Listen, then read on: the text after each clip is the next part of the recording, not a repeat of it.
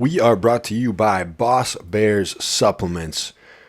That's Boss Bears Supplements at bossbears.co. Hard work, consistency, and determination are difficult to sustain when your mind and body can't keep up. Fuel your body with what it needs to perform like a boss. Whether you're closing deals, pitching a new business idea, or training in the gym, Boss Bears take your hustle to the next level. Our ingredients are the highest quality with potency and serving sizes that are the gold standard in the industry.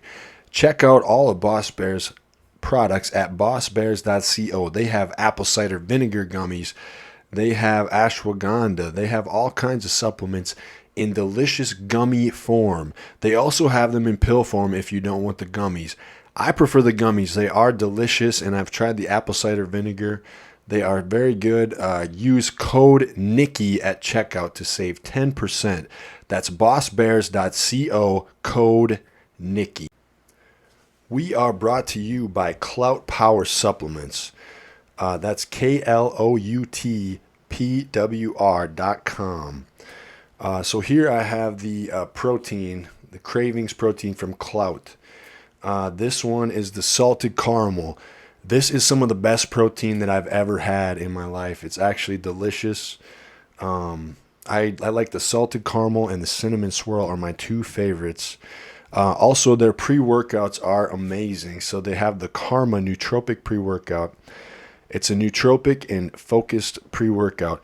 It's a lower stimulant formula, zero itch formula.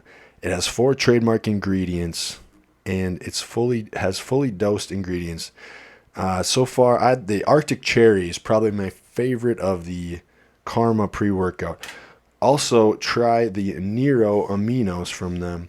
And also the High Stimulant Mamba is some of my favorite too. And I really like the Arctic Cherry of that one. So go to cloutpower.com and use code Nicky to save 15%. KLOUTPWR.com. Code Nicky to save 15%. Okay, everybody, welcome to the Nicky Free Podcast. I'm here with some athletes today. You guys want to go around and introduce yourself and give a little bit of your background? Becky, I know, has Muay Thai background and now doing some refereeing. So, and Josh, you have boxing and yes, boxing and kickboxing and karate, and I grew up in a martial arts family business, so okay, awesome, been man. around my whole life. Right, very cool. Right now, I currently love boxing. Okay, so boxing is kind of like your thing right now. Yeah. Okay, yeah. What about for you, Kim? So I love boxing, kickboxing. I love playing with Muay Thai. I love promoting. I love coaching.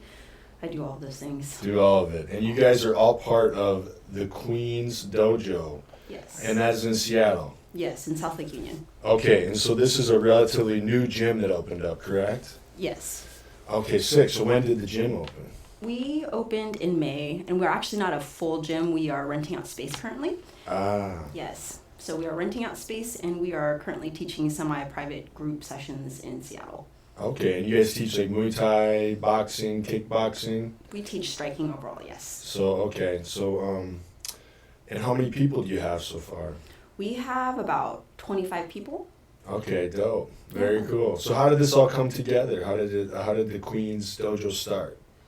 Well, it initially was supposed to be something that Josh and I opened up during COVID. Mm-hmm. We ended up meeting in like 2019, February of 2019, and quite interestingly enough, we were, him and his brother had came out to Seattle, and we were looking from Texas, we heard, yeah. Yes, from Texas, from Lubbock, Texas. Okay. And we ended up looking at spaces, and we looked at, things that we wanted to do.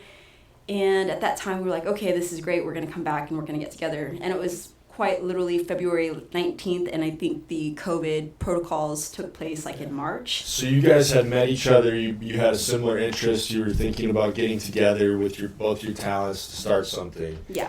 And then COVID hit. Yeah, and we were actually considering doing it way before that, but we met in 2017. Okay. And I was actually flying out to Texas to meet my sister. And she was going to Texas Tech at the time because if you know Lubbock, Texas Tech is a thing. Yes. And so I ended up going out there to go and spend some time with my sister, kind of an emergency situation.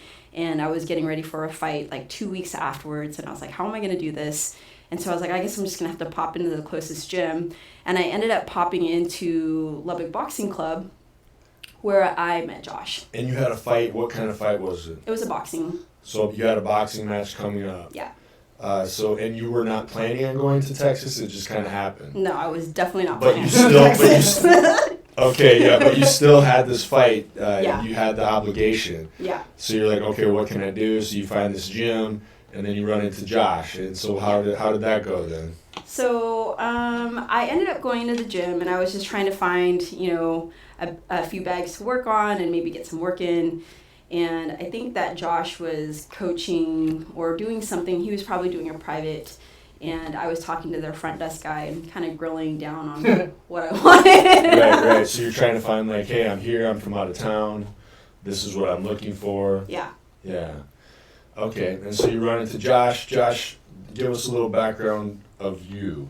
So you grew up in Texas. So I was born in Texas. I grew up Yeah. actually in San Diego. So my family has two businesses, one in San Diego that we've had for 39 years. And Okay. that one was about, my dad started that one as a karate studio.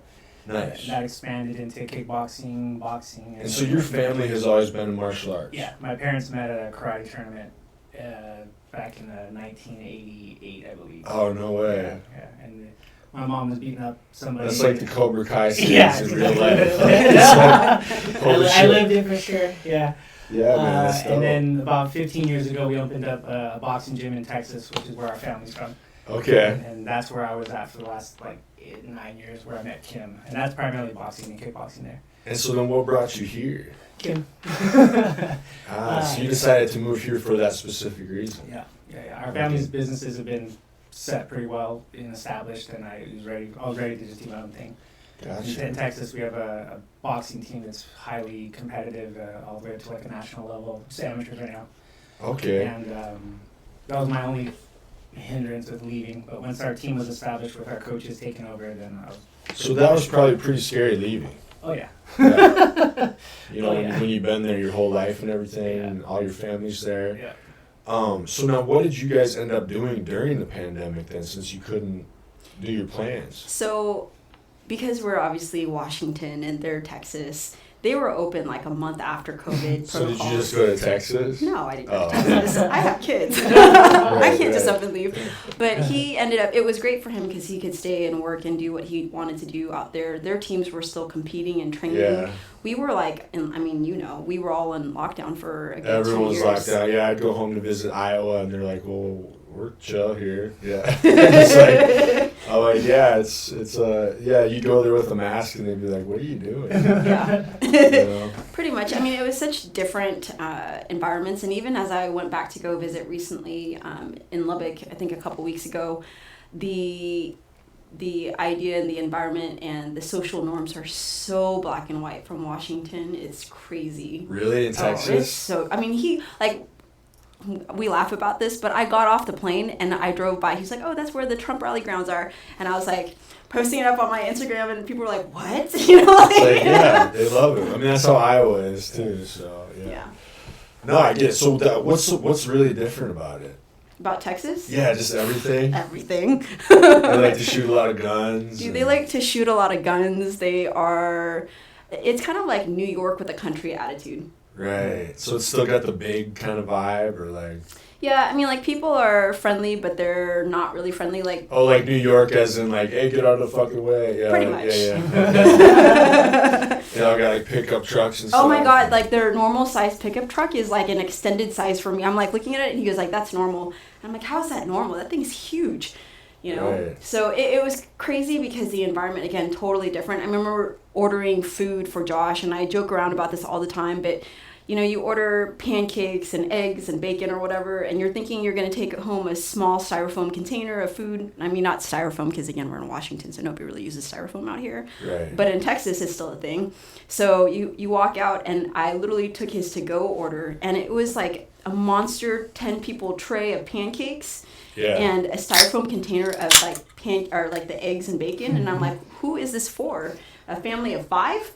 But that's like their normal serving size, right? And if you like got food like that out here, you'd be charged like $100. Oh yeah, like food trucks are crazy out here. Right, it was like $15 out there, and it was like literally 2 huge ass containers. I was like, damn. Dang. Yeah. They got it good out there. Seriously, all that food and just like because here you'll like order one thing on a food truck and it's like $30 and it's like the smallest portion ever. But it's bougie, right? But it's like bougie, depends on what food truck and everything. Dude, and their glasses of like tea, I felt like I was drinking like an extra large big gulp every single time. Right. Because it was like your water glasses were literally the size of my face. Okay. It was nuts. But I mean, outside of the food, and the people are super friendly and sweet, but it's just a totally different environment because, you know, I went out there and I think I was drinking before like noon on a couple of different days, and I was like, this is not normal, but you know, you kind of... Day drinking? Yeah. I mean, like those country music songs say? Pretty much. Yeah. It's very stereotypical. So, Josh, what's different here for you then, coming from Texas? The people. Yeah. Did it take you a while to warm up to the people?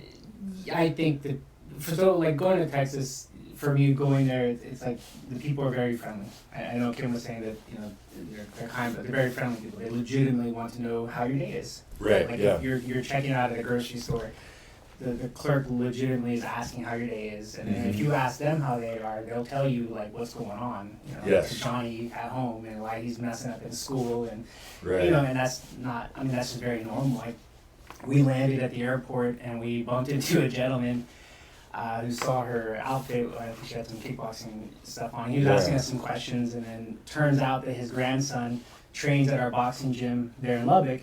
Okay. And so we started talking stories, and we, you know, take a picture with him, and it's just, you know, that's just the nature of everybody out there. He's like a celebrity in Lubbock. Yeah. I feel like, that reminds me of, like, that's like how the Midwest is, you know? It's like, It was just everybody's friendly and shit, Yeah. you know? It's just kind, like, you know, the people are friendly. And then what are people like out here? I've had more mean mugged looks at my direction than I had out there. So when I moved from San Diego to Texas, I was believing that I was going to deal with a lot of racial tension there going to Texas from San Diego. You know, San Diego's a much more laid back community. But you didn't get that. No, and then when I came here, I thought, people are going to be chill. But the looks that I received at times, you know, even standing next to Kim, it's very interesting that people still look at you very like, why are you two together? Really? Oh yeah, and I've been scowled at by many people. Where in Texas, everybody waves at you as you're driving, and you know they acknowledge your presence as like, hey, how are you?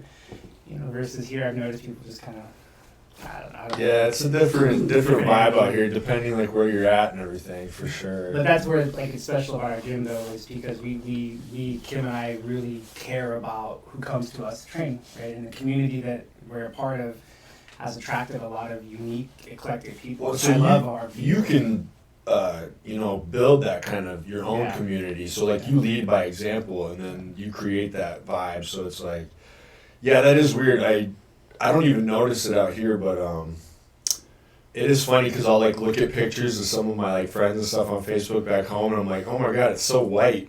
Because I don't realize how like my friend group here has gotten so, you know, because I don't know, I don't really think of it that much. You know what I mean? I just like, I'm one of those people, like, I individually, like, I just like a person. Yeah. And then before long, you just have this friend group.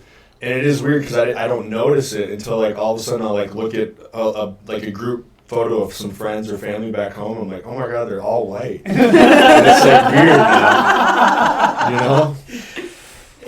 But I think they're same thing in Iowa. They're pretty kind and open and nice for the most part. I mean, like me and Becky have talked about that before. Like, there's some weird things about small towns, the Midwest as well. You know, like kind of old-fashioned stuff sometimes that can be kind of shitty. But I don't know. But they do have that nice like kindness thing. Like if you're on the side of the road, they'll definitely pull over and help you. Whereas here, I don't think they would. You know, they're like, Which, I mean, they'd probably be scared too. I get it. You know, you don't know who. They'd help me. Yeah. I mean, You think so? Oh, I know so. I've like been stranded on the side of the road. And someone's come and helped you? A couple guys come running out, you know. But again, I said they'll help me because I'm a girl. You're a girl. Yeah, I was You know? going to say, what's their intention? Man? Who knows? They were generally really nice guys. But the one thing that was really interesting about Texas that I do have to say is that whenever I would be standing next to Josh, or if people knew that I came out to Texas with Josh, Yeah. they wouldn't talk to me. Really? Like, men would not talk to me. They would not make eye contact with me.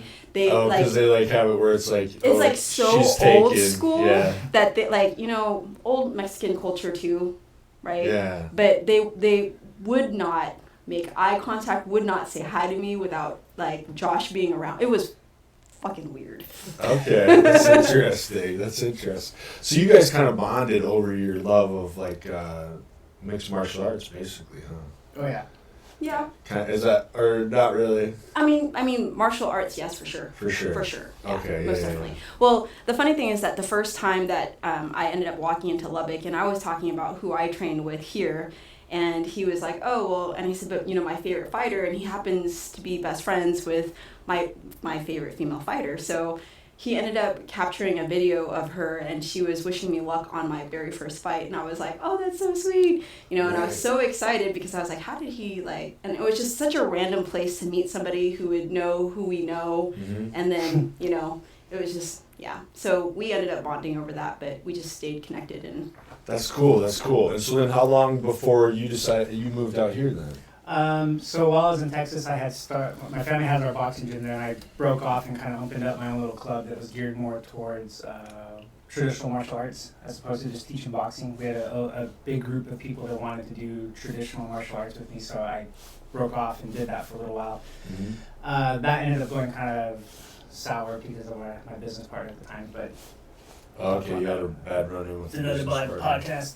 No, that happens when people go into business, like with a friend or. Yeah. It just came down to misunderstanding and communication. Like that's what it was. Right, We just right. completely were off base with understanding what the expectations were of each other. And Yeah, that's true. Kim during that time was actually really supportive of helping me go through that mess that I was in. Or making sense of it, kind of. making sense of it and telling me like, hey, this is where you messed up. And I was like, okay, lesson learned. Like I don't know what else to do with it other than move forward. And at that time, we had already kind of played with the idea of moving out this direction.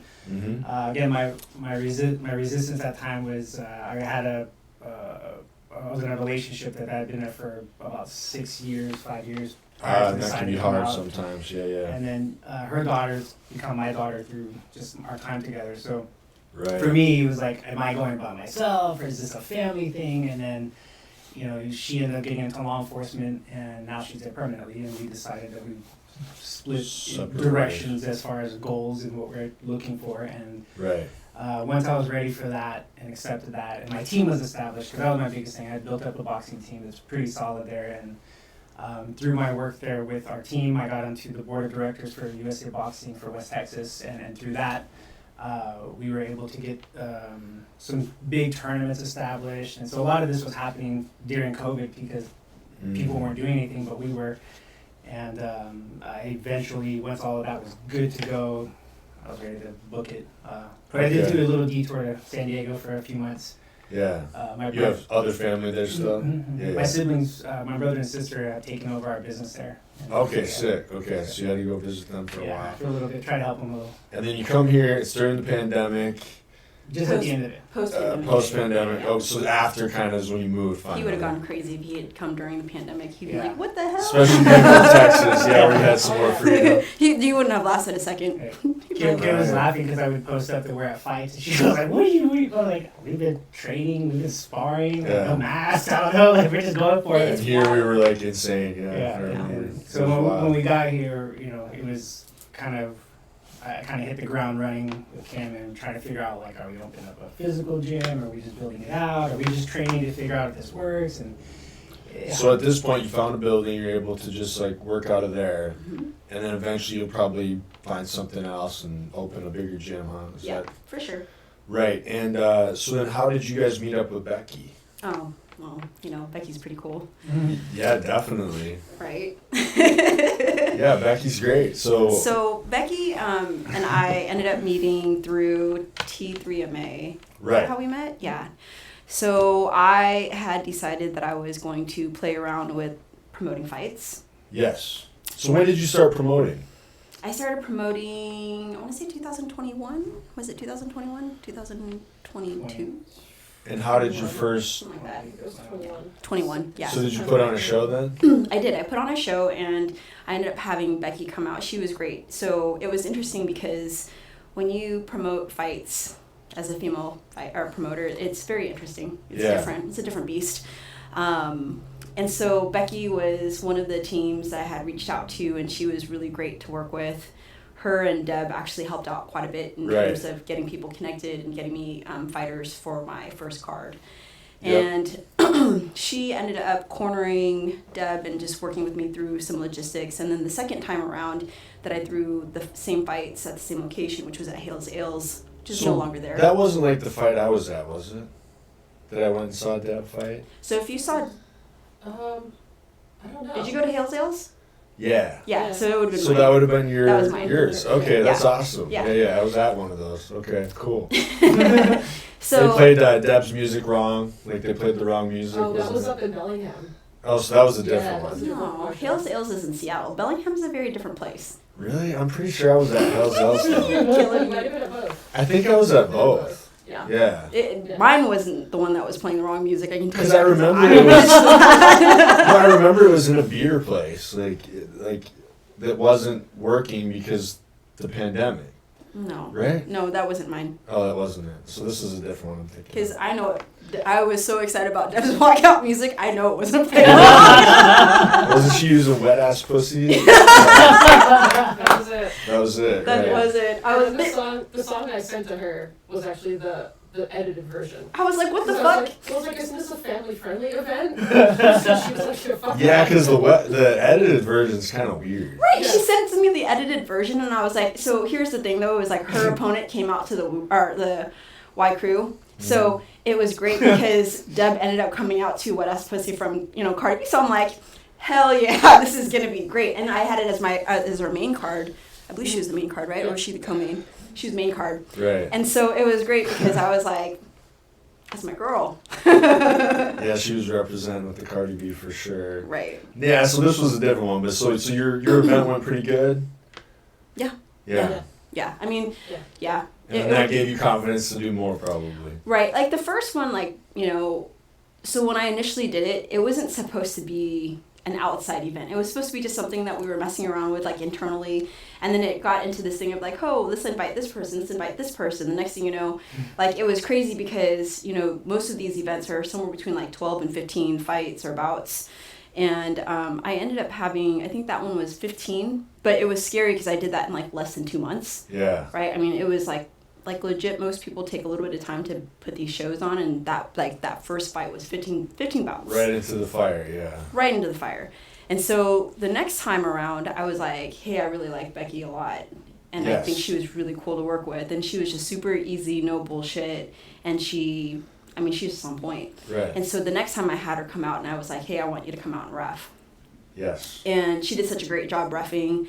And, you can always tell, like, the kind of energy that you attract. And she's just cool as shit. So, Yeah. from there, I ended up having her come out and, do some work and just kind of stayed connected and talked or spoke over a period of time. And I ended up having her come and corner with me on one of my guys' fights. Okay. And from there, I was like, I'm kidnapping you wherever you are. Yeah, you wanted her on the team. Yeah. I understand. Yeah, Becky's great. So, right? She doesn't like when people say that. I know. Her face is like all red. It's about as red as this wall right So here. that's been how long, Becky, has it been since you went over with these guys? Like what, a couple of years now, or a year? It's been almost a year. Yeah. I was gonna say a Yeah, year it's been almost sounds a year right. since- Well, since I was at the Queens Dojo. Yeah. We've been working together, Yeah. I'd probably say since that first fight. Yeah. So March. Yeah. Right. And so you've been kind of getting more into the reffing lately, huh? Yeah. And that's unfortunately because I can't fight anymore. Yeah. Yeah. Which I think when I talked to you last time on here, were you still talking about fighting or not? I Yeah. think you were still a little Yeah. bit. I had her matched up on one of my last cards. So yeah, we were definitely wanting her to fight. Yeah. We were getting her ready to fight, but then yeah. Was that a hard decision to make? Or Yes just and- yes and- naturally kind of yes and no. happened? Yes Yeah. and no. Right. I think, I'm 38. Same age as Are me. you Yeah. really? Yeah, I'm Oh, 38. God, we're just young 38-year-olds. Right?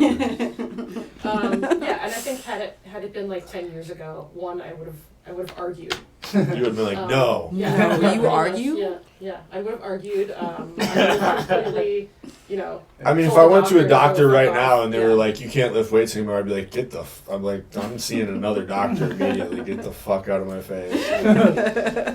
I mean, it'd be different if I, didn't feel good. I guess you gotta listen to doctors, but I would say get a second opinion too, Yeah, I mean.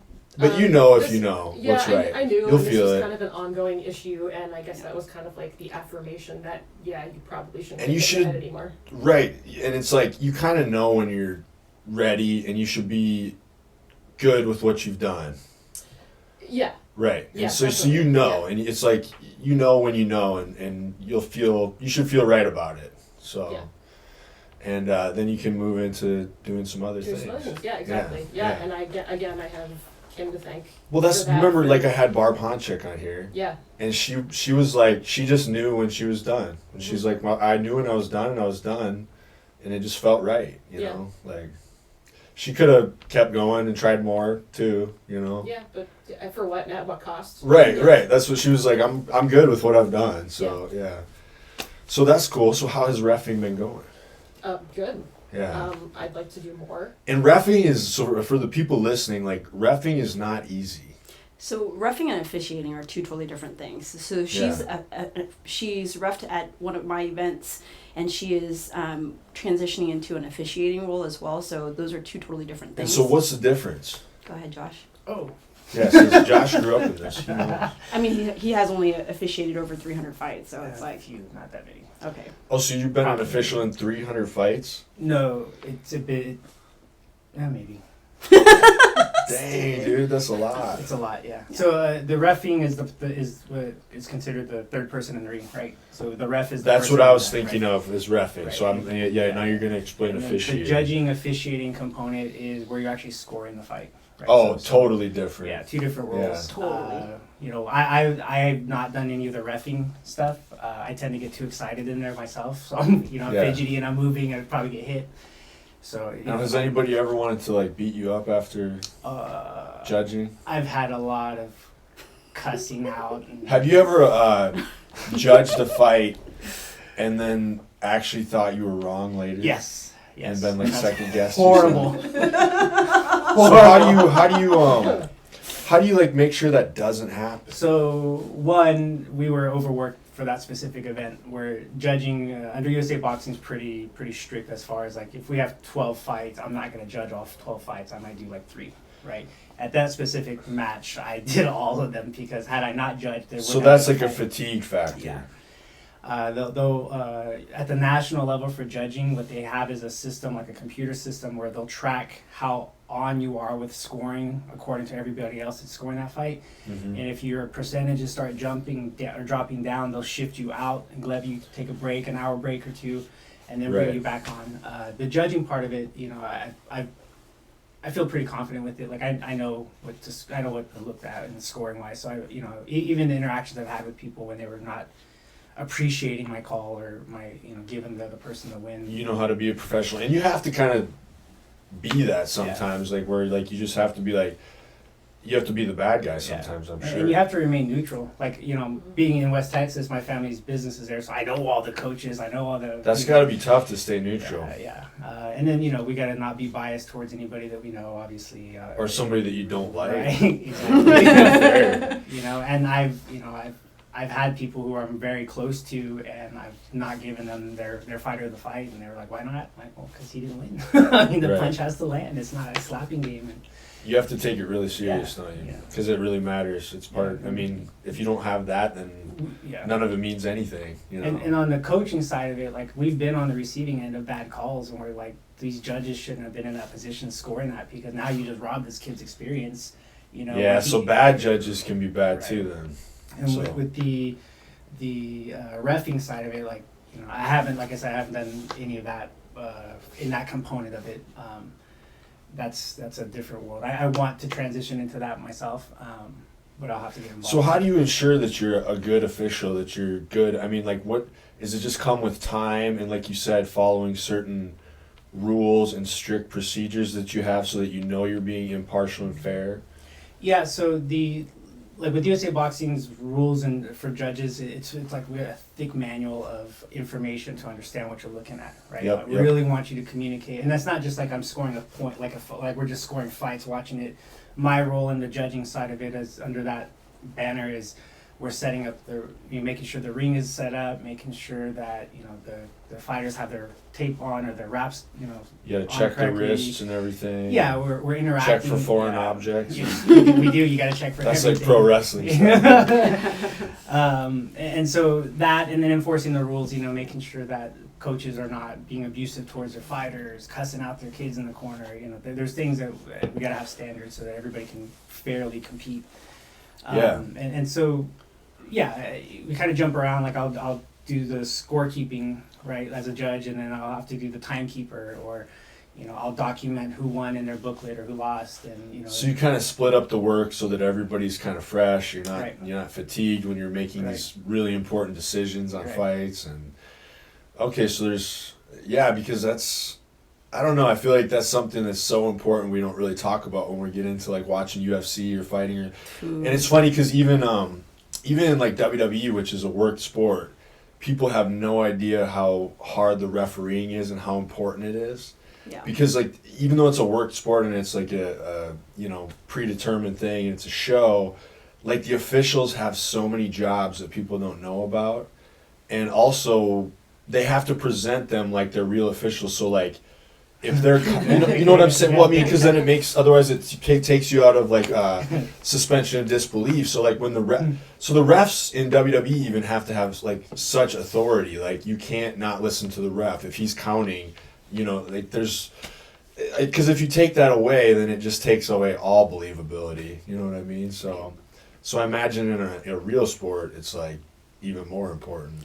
It's really interesting too, though, especially from the promotion standpoint, what you see, and even as a coach or as a fighter, you watch some of the shows that are put on, and the same, promoter who's the promoter is also the coach, who's also the ref, who's also, like you've seen some of these shows and you're like, what the actual fuck? And wonder how people decide that they want to go do those things. Because if you think about it, right, even with what Josh just said, like if you're watching movement constantly and your inability to see something after 3 or 4 fights, right, because that's like just fatigue. Yeah, because your eyes are gonna go, right, much like anything else. And the energy level and the ability to capture something or to understand, what an illegal movement looks like, and then to be able to stop that, all of those things come into play. And when you think about it, it really puts fighters' safety. Yeah, it's also about their safety too, right? It should be about their safety. Yeah. Like you should be able to go in there and execute what you want to execute within the parameters that are given, without having to feel like you're going to create an unsafe place for the athletes to be able to. Right, or if there's something wrong with the fighter, the ref has to be able to like tell the other person like, this is they can see it maybe before the other person does, and if they don't know it and they're coming to like hit them or kick them or do something, if the the ref can stop it before that happens if they know something's off or wrong. Right. Yeah, that's important stuff. So how has it been going for you, Becky? It's been good. I haven't refereed a fight in a while, but I think I saw you ref, right? You saw me. You just see me. Yes, you just see me referee. I officiated a fight. I judged a fight. Yes. Under WKA. So what do you have to go through to get like certified in that? Is that the right word, even certified? Yeah, totally. Yeah. Okay. It's an intensive, just right. Like some of them do a whole day of training. Yes. Where it's kind of classroom, and then it's kind of like a simulated thing. Yep. And then a lot of simulation stuff. You're being judged on your ability to, see what's happening between two fighters. Right. So it's a big job to take on. Yeah. Yeah, I mean, and it's a cool way for you to stay ingrained in this sport that you love. Yeah. Because it's like in you, right? I mean, this is like you're so passionate about it. Yeah. So it's like you get, and I'm sure you're helping a lot of students too. I hope so. Yeah. Oh, she Yeah, is. you are. Yeah, you're still you're still helping train, right? Oh Like, yeah. Yeah. She's one of our coaches. Yeah, for sure. Definitely. So now with the promotion stuff, Kim, was that like, do you how do you go about like getting people interested in selling tickets and getting people to come? Is that like It's a whole. what do you do? Do you go around like hanging up posters? Do you like social Sign up. Who media? wants to fight? Like how do you do it? So I have a pretty good group of people that I wouldn't say, I don't know, following is not the right word. I just You already have a good following. I have a really good group. I mean, I'm born and raised in Seattle. And so yeah, so you already kind of have people around that know your reputation. They know that you are good, or you're good at what you do, and then you're probably surrounding yourself with other good people, like you're putting your team together, Yeah. and it all just kind of builds together. Right. So that's why when you met Becky, it's like, okay, I can see that she's the same thing. Like she's surrounded by good people. Mm-hmm. She has quality, so she's gonna bring other quality people into this mix. And then, is it hard to get people interested in going out to see a fight? Not in Seattle, probably. Not, I mean, I think it is for some people. It definitely isn't for me. Like, for me, with event planning and getting people to show up has never really been an issue. Like, Okay, it wouldn't so- matter if it was, like, in finance, if it was in fitness, if it was in anything. Like, I can put on an event and I can make sure that You it's can make packed. sure that people. I have So never- what's the tricks? How do you do that? You know, So I can't give away the secrets. I actually have no issues giving away the secrets. It's just a lot of hustle. It's hustle. It's yeah. a lot of hustle. Like, always making sure that people, you know, it's funny. I was having this conversation with somebody the other day about how I could say that I'm throwing a fight, but people still need to hear me say, hey, I would love for you to buy a ticket. Yeah. You know, like I could put the links in my bio. I could say, hey, purchase the tickets here. That wouldn't be enough for people to feel like they have, like they can go and purchase a ticket. Like Right. they literally need to feel like they're wanted there. Yeah. And they need to feel like they're welcomed, and you can put a link, you can say, hey, buy tickets now. Nobody would buy a fucking ticket, Yeah. right? But the ability to reach out to people, to connect people, he gives me so much shit for being on social media, but You have to be right. you have to be. Like, if you are in the game of bringing people together, you have to be on social media, because there's no way, I mean, nobody's picking up the phone and calling each other anymore. Nobody's No. text messaging, No. right? So you have to get the massive amounts of people through social media outreach. So it's like, as much as we maybe hate social media, it's just such an Dude, social media is like a It's- full-time job. it's there. I mean, it is. You have to be on it all the time. Right. Like, it's crazy. And I think that the biggest difference too, though, so like you go to fights, and we've been to plenty of fights where, dude, the crowds are fucking crazy. Like, you go from one extreme to another, and I'm like, holy shit. Well, and you make sure there's like food and alcohol at all these, right? Yeah. Yeah, you Yeah. gotta have that. That's how you promote. That's how you get people in. It's like that's what they want. They want to see some people hit each other, and they want to eat some good food. Right. And they want to drink and have a good time. And But you know what's crazy is that we, like, out of all of the shows that I've thrown, we have always had the most incredible crowd. Like, the people that follow us and come to our shows yeah, are the most supportive, even of the opposite, you know. the people Yeah. that they don't like. Or, Yeah. I mean, of their opponents and whatever else, we literally have amazing people that show up. it's like a shared love, like I said, for a thing, right? That you all love. Whatever. But it's not whatever. like that with most fights. Yeah, I mean, yeah, halfway through the show, People start People to leave after they see their Yeah. person. Yeah, Like, I will literally have people come from the start and stay to the very end. And it's nice because, you know, not only are they staying for that amount of time, but even at Hales Ales, when we threw our fights there, they were like, we've had the most alcohol sales, and we Yeah. haven't had one incident, which is Oh, insane. well, that's hard to do. Right, Because usually alcohol means people want to fight. right. We had that happen at Deb's fight. The one, I don't know, maybe Definitely wasn't he's mine. listening. That dude she was hanging out with for a while, he was like trying to fight everybody. yeah, Yeah, you remember yeah, I that. remember that. And it's like, Yeah, it was our buddy Jason, remember? He tried to get into it with Jason. I was like, actually, Jason's like a legitimate fighter, bro. Like, you might want to, like, say what you want about the guy, but he's yeah, like, He's gonna put you down. he's won some tournaments and shit. Like, he's legit. yeah. So he was actually on my other buddy Eddie Lowry's podcast, and I was like, oh my god, it's Jason. Yeah, because he trains at Where's he training? He goes kind of all over. Yeah. He goes to a lot of jiu-jitsu tournaments in Las Vegas. And Right. when he's there, But I mean, he's gotten like second or won a couple tournaments, right? Yeah, I mean, he's like, he's That's why when like that little fighter. dude was like, I'm like, I don't know if he should be fucking with me. Yeah. He kept it together, but Yeah, I mean, he's kind of unassuming. he's very unassuming. That's why I could see it'd be easy for a guy to want to like get into it with him. Yeah. But I was thinking like the stuff I know about him, I'm like, I don't know if you want to do that. Because it's different. Like that's one thing about like martial arts is like, it doesn't matter how big. If somebody has certain training, Yeah. you know, they could like mess somebody up. Yeah, I mean, but that's also why it's called a discipline, right? Yeah. He doesn't go around trying to beat people up. Not He at doesn't have a all. little bit of Not at alcohol all. in him, you know. And that's the That's why difference. that dude, Yeah. we won't say his name, but Sure. I can't wait to find out. he always kind of annoyed me because it's like, yeah, why are you acting like this? Because to me that means you're like coming from a place of insecurity. Yeah. Because you're like you're overdoing everything, bro. Like, Overcompensating for maybe yeah, other things. but whatever. That was Deb. We'll blame Yeah. Deb for that. Sure. It's her fault if she's watching. Yeah. Oh, she's gonna She'll watch know it. exactly what we're talking Yeah. about. She yeah. brings out the best. It's all your fault. We love you, Deb. But no, that's good. So you haven't had a lot of like drama at your stuff.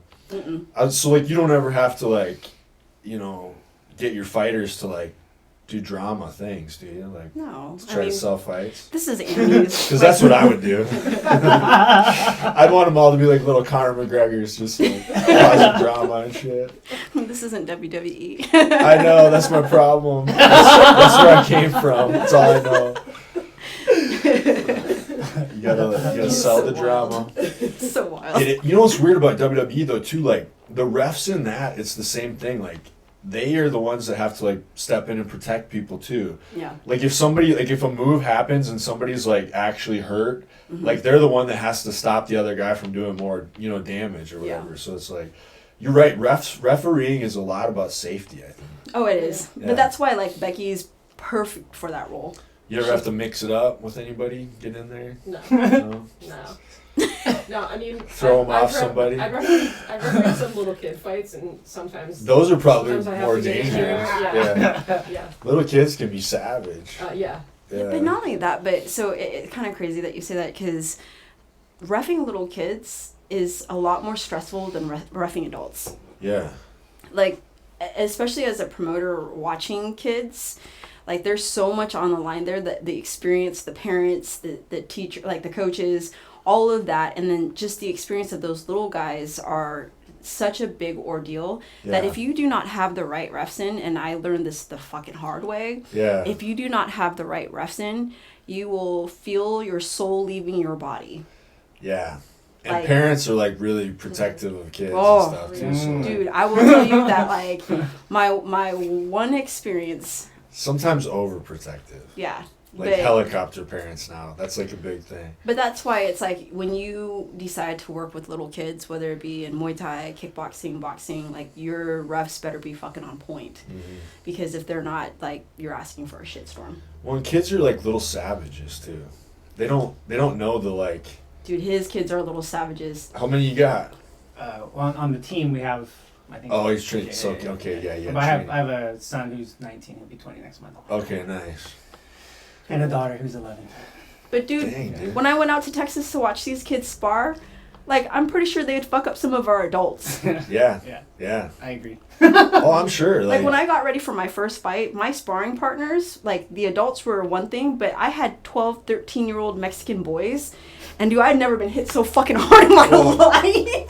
Yeah, well, that's the thing with kids. Like, if you start training them at an early age like that, they pick stuff up so much easier.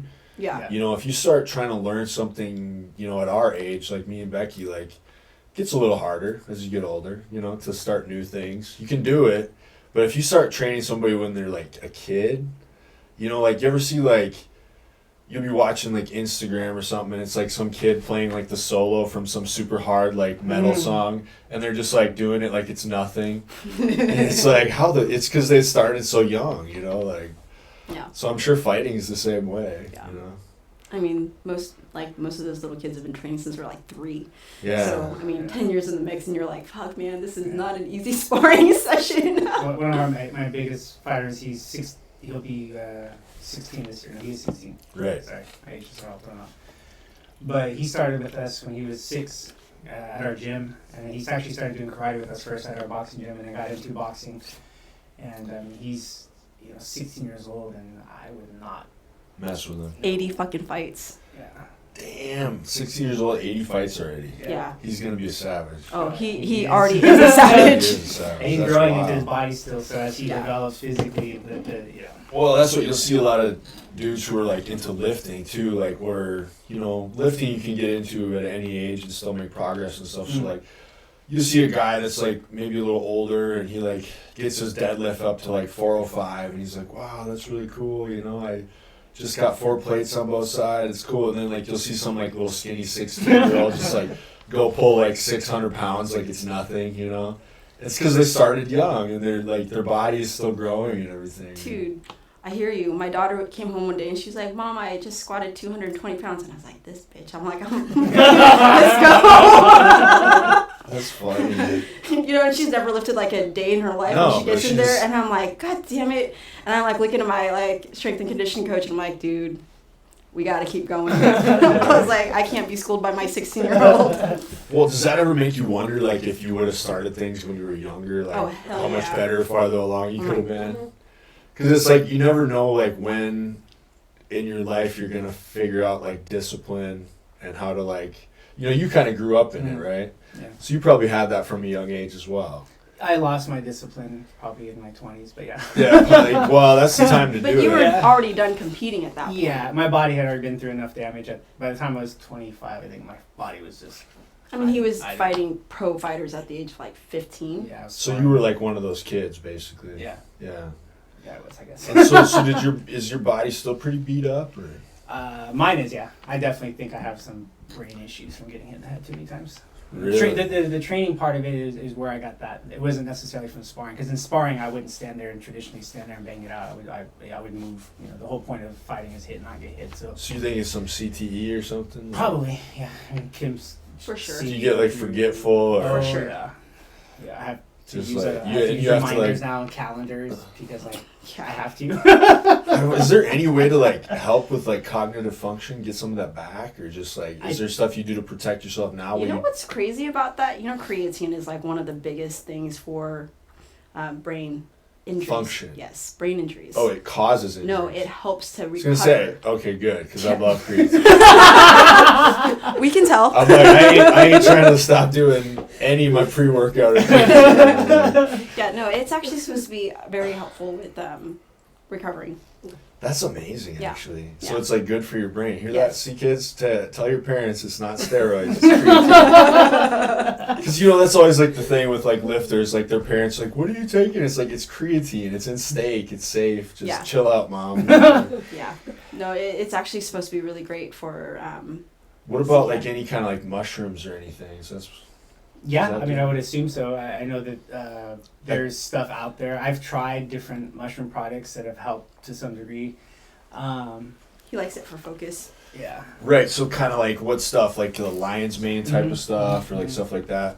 I was gonna say, I wonder if like psilocybin or anything would help with that. It does. Some of that- microdose some of that shit. I microdosed quite enough of that shit. Yeah, Could be the other dude. part of And these. macrodosed as well. So that could be the problem, right? There's the issue.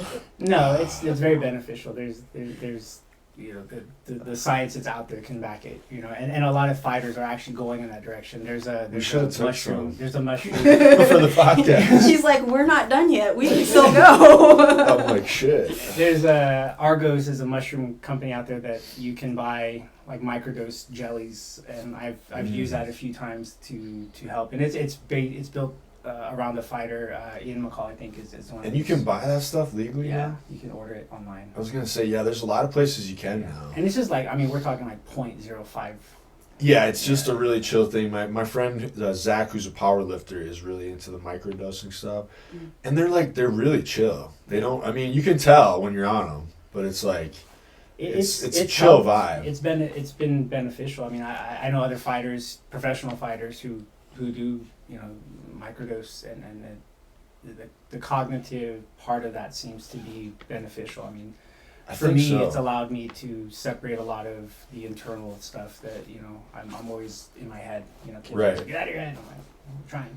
Just kind of get stuck up there sometimes. Yeah. And you know, whether it's through being hit too many times, or is that just a personality or trait? it could be a personality. I was gonna say that seems like, because I do a lot of that too. The like, truth comes out. Hey, but in my defense, I've been hit a lot in the head. And that's the thing, though, is like, in all fairness, one of the things that I learned being around Josh is that if you love the arts, right, if you truly love martial arts, you have to have an understanding of how you develop people. Right? And especially as a coach, you know, we all come from we're all over, you know, well into our late 30s. I'm not even in my 30s anymore. But with that being said, the old school manner of the way that we were raised up in martial arts is, you know, about how hard you can get hit and how, like, tough your chin is and all this other stuff. How hard you can get hit and keep going. Right. Yeah. But I used to hold you in my hand right here. Yeah. But the thing, though, Some is that, like, shit. you can see, like, what the damage looks like. You know what I mean? Yeah. Like, you can literally see the damage on people, from football players to football, martial artists yeah. to, you know, anybody who's taken serious damage, and the way that they're able to think, you know, speak, understand things, and be able to regurgitate some of the material, like when you're sitting with them. Like, you can definitely tell pretty immediately when you're around somebody who's played a pretty hard sport. I know, and like, you know, and then they kind of like covered that up and everything in football, and like, no, that is like, we love doing these things so much, but it's kind of like what you're talking about, like when you get to a point where it's like a doctor tells you, hey, you can't do this anymore, or like, it's tough to, like, you want to just be like, no, this is what I do, but yeah, you don't want those negative side effects, and like, you have to realize at some point, like, we do have to live the rest of our life, you know, like, we still have to go to work. Yeah, and that's definitely a big part of it. Like, so my personal experience was growing up in that fight world, but and it wasn't like my parents weren't bad or anything coaching wise. No, but it's a mentality of like, you just fucking train. You train if you're hurt. You keep going. Like, go hard, go home. And those coaches that I had during that time, they were doing what they were taught. You know, defending them. You as tape well. it up, you ice it up, you put whatever, and you keep going. That's, you work through injuries, like. Or like my mom would be like, "You want me to give you a reason to cry?" I'd be like, "Nope, put my tooth back in. Let's go." I know. Well, I mean, it's there's something to be said for that too. You know, like. It does create like mental toughness, you know, like, and you know, you're talking about the difference, like when you move from Texas to here, that is like one thing I feel like is lacking a little bit. Oh, it's we're like soft. Ability to handle even the most like minor fucking inconvenience. Is like somebody shot you here, you know, it's like it's so bad. It's like, oh my god, they're out of my thing at Starbucks, it's the end of the fucking world, you know, like, they're telling off the barista too. yeah, it's like, chill the fuck out. You need some real problems in your life, you know. So like, so there's something to be said for that, but also like on the flip side, you got to take care of your health too. Yeah. And I think that that's like one of the biggest things, like for me getting into promoting, right? Like, and even for me getting into coaching, being able to develop people the right way, allowing people to learn and grow the way that they're supposed to without. Because everybody has different, probably rates that they develop and different ways that you have to teach them, and you just don't want different ways they learn to take more damage than what is absolutely necessary. Oh, that too, okay. Right? So, like, there's definitely different rates of how people learn, but there is also a level of damage that people shouldn't have to deal with at such an early stage of learning. Right. And I think that the biggest challenge is that a lot of people feel like they have to, like, I went out and watched they overdo it, right? Well, I went and watched some sparring, and I'm always watching sparring, right? And it's really interesting to see who people will allow to spar and who people will allow to, like, you know, put the gloves on. And so if you're putting gloves on, you know, the idea is that you should be able to put your hands up and you should be able to throw a proper shot, right? And sometimes these people are being put in before they're ready. And they're being put in with monsters. And if you're getting put in with monsters, like, you're developing spastic habits, you're taking a shit ton of damage. So it's too fast, too soon? Too fast, too soon, and just not enough coaching. Well, and then there's also probably the whole thing of like how much sparring. You know, you need some sparring, but at what point does it become detrimental where you're just hurting yourself more than helping? You know, I've seen it. Isn't there some like no spar stuff now where people like don't Yeah. spar anymore and shit? Like, It depends. that's like a on, mentality, I think. Yeah. But I think it depends on the fighter, the person, and the team. So I've seen fighters who spar all the way up to like the day before they're competing at nationals as a way for them to be locked in. they want to be sharp. And that, our team has taken time where they'll give a couple days before as a break and not even spar Right. the week of their competition. Primarily just from an injury standpoint, you can really get injured. But if they're already fast. really good, I could see where that might be beneficial. But if you don't have the experience, it might be more beneficial to do the sparring. You have right? to keep them almost a little active so that it's not that big of a deal when they're in there. You know what I mean? Because I feel like if you're a fighter that's like so good and you've already done this for so many years, it might be beneficial to like lighten up on the sparring because, like you said, injuries or like maybe your body's getting too beat up but you already know that they're good at what they. But also you need to keep sharp on it. So I guess that's a tough call probably. Yeah. So the team that I've helped build up, we put like 12 hours of work that they have to come in and do with us, right? 2 hours a day, 6 days a week. That's just the baseline. Yep. One of those days is definitely a heavy sparring day where it's like we'll go to a gym and work it. Our guys will get to work with either each other over there or whoever's available for sparring. Yep. And that's usually once a week. We can guarantee they're getting some contact. Okay. Other times we may do 2 times a week, 3 times a week, and that's not intentional like full hard fighting. It's technical, it's light. You're working ideas out through that sparring, but you need to be able to make the contact with somebody, right? You can't just hit the mitts or the bag and then translate. That doesn't translate directly into sparring or ability to connect to somebody's body. Right. There's nothing that really translates to that, right? Other than Because even sparring. like even in jujitsu, like going live rounds with each other, like that's the only way you're gonna really get. And you have to do it at a level that's not going to, like what Kim was saying, force the other person to spaz out or freak out in that moment, because you have to train them to relax. And much like in jiu-jitsu, we have 10 Planet Jiu-Jitsu in our gym in San Diego, and I've watched them roll, and they're just it's so like smooth and fluid, and there's no like high intent. I mean, they do get exchanges like that, but it's really just a flow. So it's like right? staying calm, Yeah. being smooth, yeah. And striking, like Muay Thai fighters do that probably the best out of the strikers that I've seen. They're very relaxed in it. Like staying relaxed and calm while Yeah. someone's There's trying the to one kick you in the compliment. head, right? Do you guys fight about? We do fight about striking styles. I was gonna say. And so so Becky, you think Muay Thai is the best? Oh, Muay Thai is superior to kickboxing. Yeah. What's the difference between all of them? Oh, there's such a huge difference. I mean, clearly Just boxing. competitively, it's the rules. Okay. From the sports side of it, it's the rules. Yes. I think boxing and Muay Thai have very much the same love from the people who are in it. Right? Mhm. Boxers are very traditional. Muay Thai people are very traditional. I think kickboxing is that crossover because that's more like the American approach to Muay Thai and introducing kicks to boxing, kickboxing. And, Yeah. Um, The traditions. Yeah. mhm. So Josh, what's your favorite?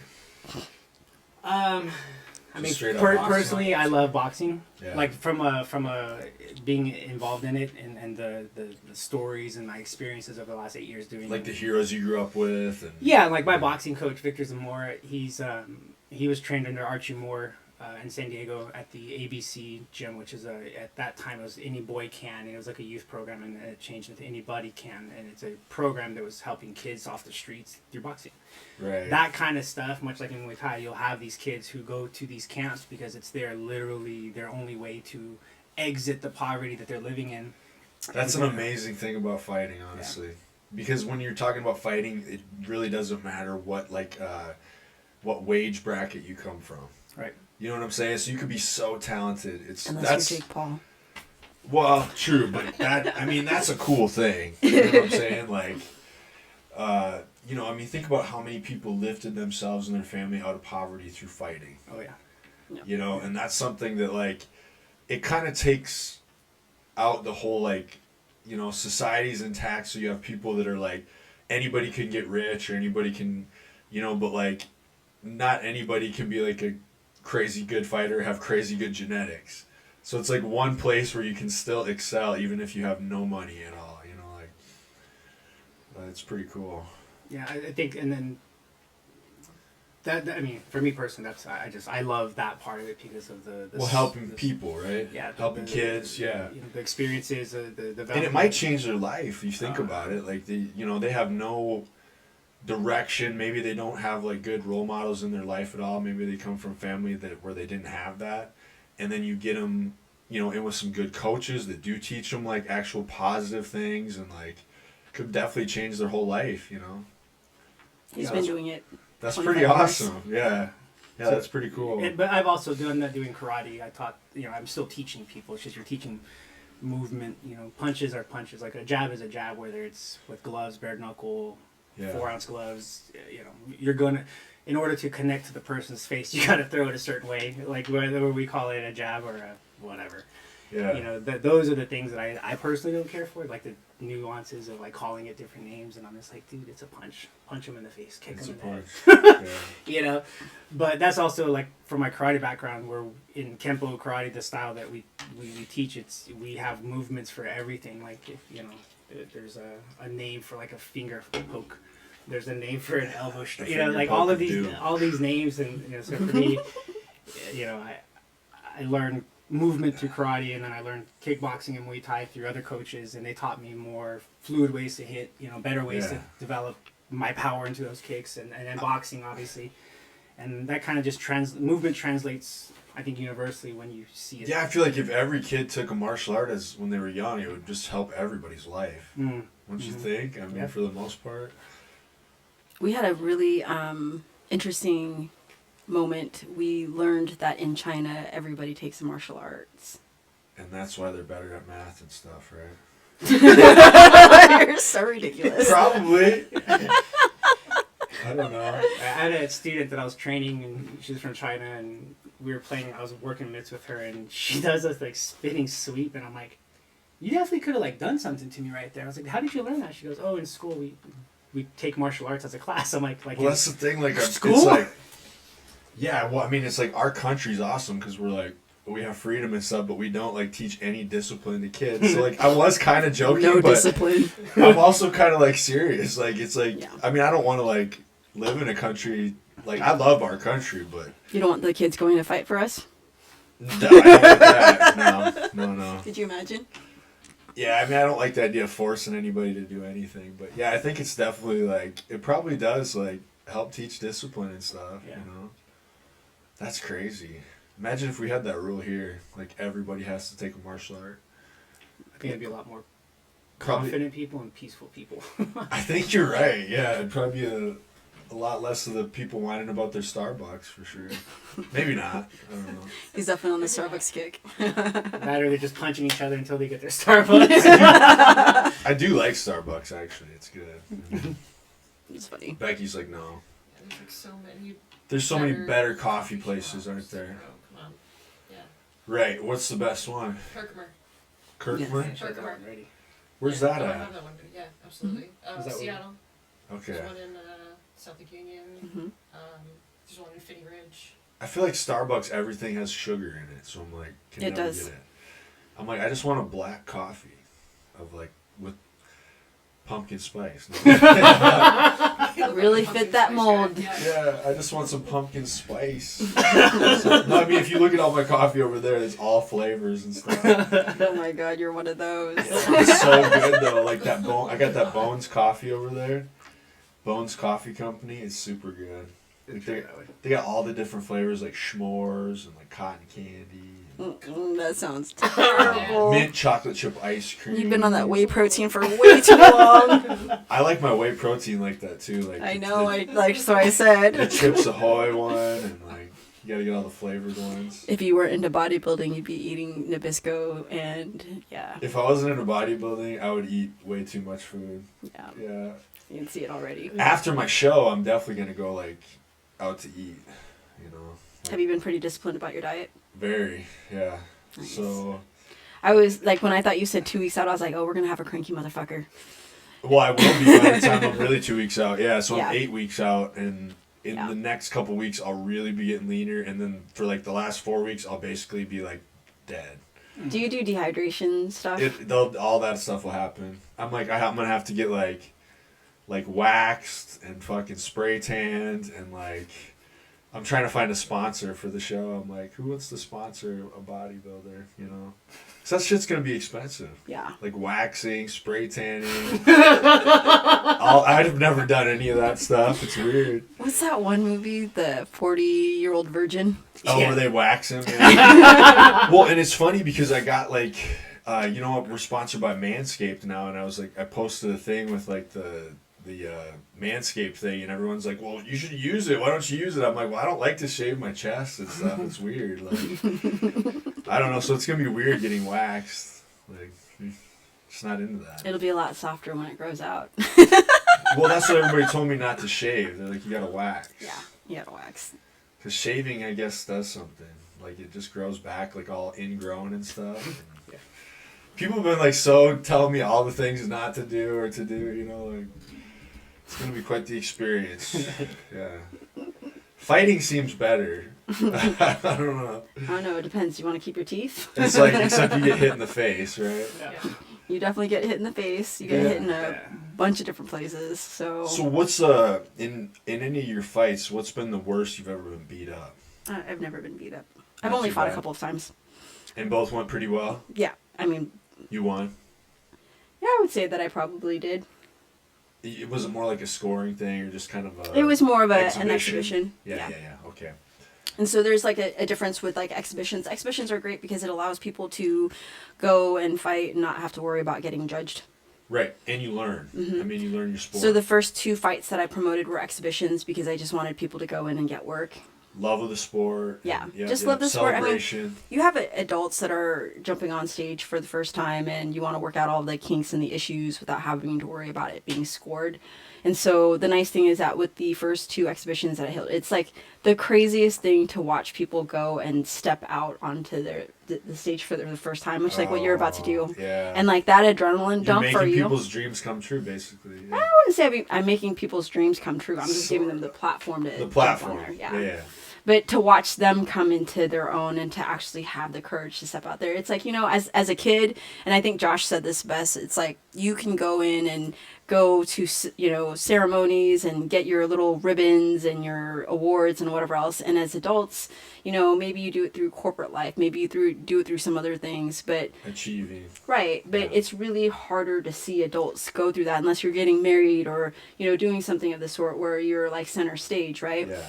Whereas like fighting, it's something that people do. Like you think about this, right? Adults that are in their, you know, And it's a personal thing, and Right, it's like an they have- achievement. they have dedicated their time, their hours, right? And that's why I think that like fighters in general, especially, you know, AMIs, when they step on stage and they've invested in themselves, they invested in the hours, they invested in their coaching, they've invested in the time to be there and to be committed and dedicated. There's like some serious beauty in that, and to be able to give them the right platform to be able to experience, you know, what they should experience at that level is important. All right, everybody, it is time to take a short break for our sponsors. The Nicky Free Podcast is now brought to you by Manscaped. They are the best in men's below the waist grooming. Their products are precision engineered tools for your family jewels. Manscaped's Performance Package, the ultimate men's hygiene bundle. So join over 7 million men worldwide who trust Manscaped with this exclusive offer for you. So it is 20% off and free shipping worldwide with the code NickyFit at manscaped.com. So the thing about it is, like, when you're, you know, you're trying to shave your balls, you got like a date or something, you know, you don't know where things are going to go, but you don't want to be like showing up all messy down there. You want to show up all clean. You want to be looking good down there. You know what I'm saying? So like, we've all done that. You get a shaver out, you go to shave yourself, and what happens every time? You cut your balls, man. And it's no good when you cut your balls. You know, you start bleeding all over your ball sack. You got blood going everywhere. You get it cleaned up. You go on the date. And, like, obviously, you know, you're a high-performance male. So, like, things are going good for you in the date. stuff starts going well, and next thing you know, like one thing leads to another. But then the thing is, you whip it out, and like there's a big thing, like your balls are all cut up, and it's like all sore down there, and it's like such a turnoff, So it's like you don't want that to happen to you, Like you don't want a big open wound on your ball sack when you're out on a date. Like that's just no way to be. So check out the Performance Package 4.0 has arrived, and it is a game changer. So inside this package, you'll find the Lawnmower 4.0 trimmer, which is right here. And look at these things, man. Manscaped's products are so aesthetically pleasing looking. Like the design on it, it looks like something that Batman would use. It's like so sleek. It's all black. It's just like aesthetically pleasing to look at. They've done such a good job. So this is the Lawnmower 4.0. The other thing that comes in the performance package is the Weed Whacker, nose hair and ear trimmer, because it's like, I see this all the time. You're talking to somebody and it's like they take care of themselves, they eat healthy, they work out, they're trying to look good and everything, but then it's like you look at their nose and it's a bunch of nose hair sticking out. Bro, take care of that. Like, why do you want to do that? Use the Weed Whacker nose and ear hair trimmer, because like clean that shit up, dude. Nobody wants to see that, man. Inside the package, you're also going to find the Crop Preserver Ball Deodorant, because you want your balls to smell good, the Crop Reviver Toner, and then also the boxer briefs that come with. And I'm probably going to take some scantily clad photos in these, because, if you've seen my Instagram, the leaner I get, the more like scantily clad photos and videos I take. So I'm going to be rocking these Manscaped things, showing off the abs, trying to look sexy online. I'll be taking some videos in these. It also comes with the travel bag, so you can carry it all with you, so that when you're on the go, you got to be looking good when you're on the go. So let's talk a little bit about the Lawnmower 4.0. This trimmer is the future of grooming, and dare I say, the greatest ball hair trimmer ever. It's a 4th generation trimmer. It features cutting edge ceramic blades to reduce grooming accidents thanks to the advanced skin safe technology. The Lawnmower 4.0 is waterproof. It also has an LED spotlight, so when you're down there doing it, man, like you can see all the nooks and crannies. It got the spotlight on it, so you're not missing any spots or anything. Because it's waterproof, you can say goodbye to the mess on the bathroom floor. You can do it in the shower. You can, So guys, it's time to take care of yourself. All right, look at this. Look at this product. It's awesome. Thank you, Manscaped. This stuff is so great. They also threw in this beard hedger, which is just a great beard trimmer. We'll talk about that another time. But this is the performance package. So yeah, guys, go online, go to manscaped.com. If you want 20% off, use code NickyFit. You will get 20% off and free shipping worldwide. So check out the performance package. It's awesome. And thank you guys so much. Use code NickyFit. Save 20%. You're really helping out the podcast. And I want to say that I was already using Manscaped before they started sponsoring the podcast. I think they're a great product.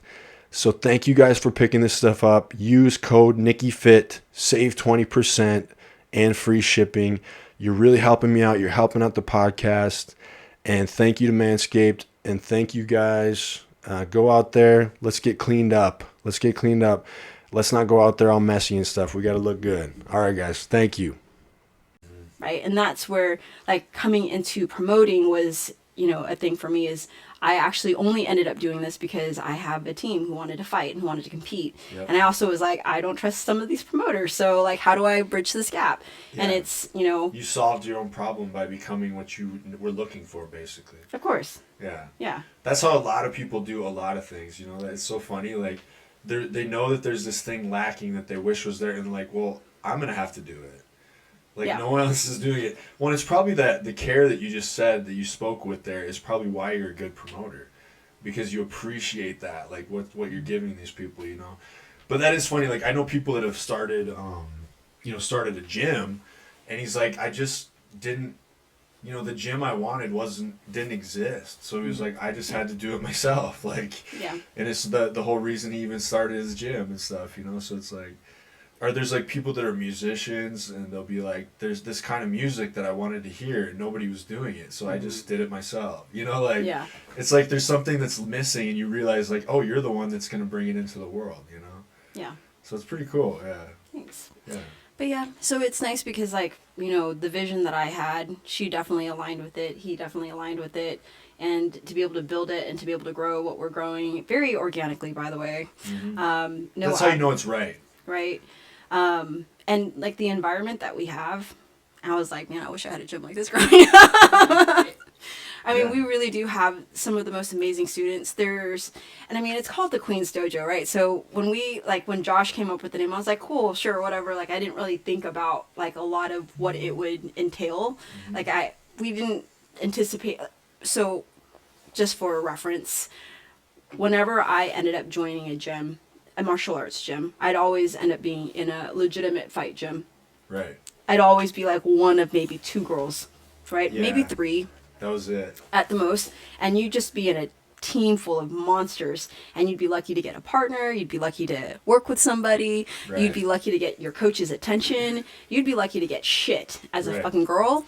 And like whenever a girl would walk through the door, I'd be like holding onto their leg, be like, hey, come join class with me, like let's do pads together. You're like trying to do whatever I needed to do to keep them in, you know, the system, but it would never work out that way. And you'd end up going into these places where it would be hard to find somebody who would work with you who didn't want to either knock you out or didn't want to hit you, right? So you wouldn't get the work that you'd want to get, and you wouldn't get the feedback that you'd want to get unless you were paying for privates. And so what we essentially did with the name Queens Dojo is we ended up actually attracting a lot of females. Like, we'll walk into a class and we'll have 6 chicks. And I'm like, this is freaking awesome. That's because of Becky. Yes. They're like, we gotta work with her. Totally. Yeah. But, you know, like having the girls and then even the guys that come in, like our guys are so great. Like we have some good monsters on our team. And the funny thing is that they're all so incredibly, like there's no ego. They're Right. super supportive of, you know, their females getting, you know, the right support and the right feedback. They don't have the wrong energy. Right. About it. It's Yeah, yeah. like the energy is freaking money. Oh yeah. Yeah. Yeah, and we're kind of a bunch of misfits too. Yeah. Yeah. Which, The Misfits gym. Yeah, and I think that's another In a good way. absolutely in a good Yeah. way, and that's one of the other things that I love about that gym is that we attract a certain personality type also, and I don't think if you put us all in a room that we would approach each other or be friends with each other. But because of outside. this thing But you because- share, yeah, but because we have this it's common created- interest in this thing in common, it's created a camaraderie. Yeah. That's pretty special. Yeah. Oh yeah. Yeah, that's awesome. Yeah, it's always, I mean, that's like pro wrestling. It was a bunch of misfits, you know, just a bunch of freaking weirdos, you know. But I love those guys, yeah. And I was one of them, so it's like, yeah. No, that's a special thing you have when you find those people. And like you said, it's a thing that brings a bunch of people that otherwise, you know, probably would have never even met each other, Yeah. you know, together. That's what I think's cool about certain shared passions, how it can bring people together, you know. Yeah. I don't know, and then it becomes like a family, right? Yep. Oh totally. Yeah. Yeah. We're just the most like Dysfunctional. odd. No, we're not dysfunctional. There's no A functional family. odd group of odds. people. Yeah. Yeah, for sure. Yeah. So Josh, how many fights have you had? So I competed doing karate, wrestling, and then some kickboxing fights until I got to high school. And then I got injured in high school and stopped competing for a couple Right. years. And then after that, I was going to make a run with MMA. And then I ended up with another injury that was in sync with my back injury. And I was just like, I'm just going to learn how to do things and not try to fight anymore. You just kind of coach. And, Yeah, but that was earlier on. I mean, they had, I think UFC didn't even have any, like a 135-pound division, or like I think 145 may have been the lowest weight. I mean, Right, because it was not Yeah. that long ago. That was such a different thing. yeah. Like having Barb on here reminded me like how we actually saw the whole rise of that thing, basically. You know, kind of in our lifetime, right? Mhm. It's like, Oh, yeah. and like especially like you're saying with like not finding places with women, like I think she had that same battle with like, you know, that wasn't even a thing back how long ago. Like it's come so far in the last like 10 years. Yeah. Same with WWE, with women in WWE. Mhm.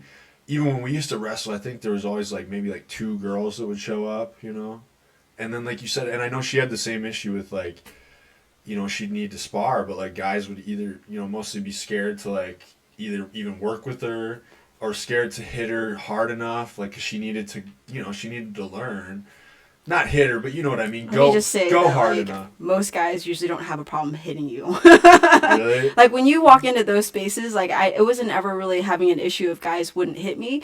There was never that issue. Like I would get treated just as much equally as any other Oh dude, damn! if not okay. worse. Or they almost wanted to like scare you away.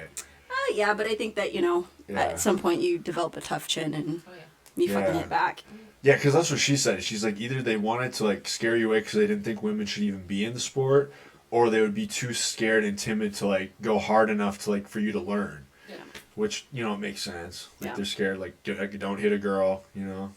But she had to deal with all that, and that was such a weird booming period, and now it's like so different. It is. The amateur scene for boxing is high. I mean, the girls that are competing in that space are, I mean, they're on par with the dudes. I mean, Yeah. recently we had the nationals out in Lubbock. So the USA Boxing held the nationals in Lubbock, Texas recently, and then the year before that we had the Junior Olympics. And that week of competition, our gym opens up to a bunch of the traveling teams that come through. Mm-hmm. And so what you see in there is just like training, but you see girls in there sparring with boys, hurting these boys, and these boys Yeah. are like, oh, they're going back and forth, and Well, it's a good that we've come so far with it in a good way. I mean, Yeah. we're lucky. I mean, think about girls now growing up. It's so much like the perception of it even is probably so different. Like anytime you're doing something where somebody else has kind of paved the way for you, you can see a path to it. It makes it so much better. But like, you know, even 10, 15 years ago, that path wasn't there. So it would have almost seemed like impossible. I you mean, know? even 5 years ago, it was a lot different than it is now. Yeah. I mean, every year it's changing. And I think that there's a lot to be said about, I mean, recently it was kind of funny. I was watching the female boxing card with Clarissa Shields and Michaela Meyer. Yeah. And those ladies have definitely paved the way for female boxers. Mhm. Like without them, there wouldn't be female boxing the way that it is right now. Yeah. For sure. And so it's interesting because one of the biggest challenges I think that we're getting into is respecting, the pioneers of that space. Mhm. Like especially with like Michaela Mayer, one of her most recent fights, which was against is it Alicia Baumgardner? That was a hard fight to watch, and it's one of those things where there was a lack of respect for the fact that she is a pioneer in the space. Yeah. And so as we start to really go forward and start to have like really leveled, I mean, it's not really leveled playing field, but it's starting to work its It's way. better. It's right? starting to work its way towards there. We start to forget about the history of how we had to get here, Yeah. and the rough, like the real, grit that it took for us to get here. And I think that there should be some accolades and some serious respect given to the people who have had to pave that way. There definitely should be. I think that is such a normal thing, though. Like, young people forget so fast. Like, you know what I'm saying? Make it Like, sound like you're old. respecting the people that came before them, though. Like, in any sport, I feel like it's like Any generation. they don't realize what it took, Yeah. or how lucky they have it, maybe, or Yeah. So I think that's a normal thing. But you're right; they should be respected Right. for what they did. Well, and then that's the thing is like then if there's more opportunities to you when you are young, and you don't really realize like, oh, somebody had to fight to give me these opportunities. Right. They're like abundant for me, and so then I don't have any kind of context to understand that like, oh, they used to not like nobody could do this. Like it's so I think it's hard if they knew that context, they might be a little more, they might have a lot more respect for those people that came before them probably. Yeah. But that's why you can teach it, You can teach young people that context. My mom's gym, it's she runs the gym, so she's had that for 15 years. And it's a boxing gym in West Texas. So the amount of resistance and laughing that she received when she had opened the gym and these men were coming into the Even just for a woman to open a gym was Oh, yeah. like controversial. Oh, Yeah. hell yeah. yeah, and she's like 4'11", little Mexican woman. She's a little firecracker, but like. Yeah, it didn't sway her. I mean, I've watched her knock out grown men like through sparring, so like, Yeah. she's not fearful of that. But to see her go through that was quite interesting because in San Diego, everybody feared her, like literally feared her, And then when we went to Texas and opened up our gym, it was like a mockery. You know, they didn't believe that this. So it took her a while to earn that respect yeah, again. and Hell yeah. she earned it. You know, and to the point where a lot of these coaches who were poking at her previously have turned around and reached out to her and like, hey, our business is failing. Can you help us? Can you show us what you're doing? Because the gym people don't know. Yeah. That's the thing is like you have a certain like, you know, respect where you are because people know what you've done and they know who you are and they know what you're capable of. Then you go move to a different area, you have to like reprove it all again because nobody has any. I mean, you guys all know you've moved. It's like, you know, it's people don't know, and then you got to show them again. Like this is who I am. Show him who's boss. You have to like reprove it. You know, they don't know. And it has to be more refined because you can't take the time it took you. So you know, like Kim and I talk about this where. It took me 8 years to develop my team. I don't have 8 years to develop a gym here with her. You know, like we want to go now. You know, we're ready to move, and so we have. Luckily, you have her contacts and her reputation here already. Right. You know what I mean? Because you've lived here your whole life, right?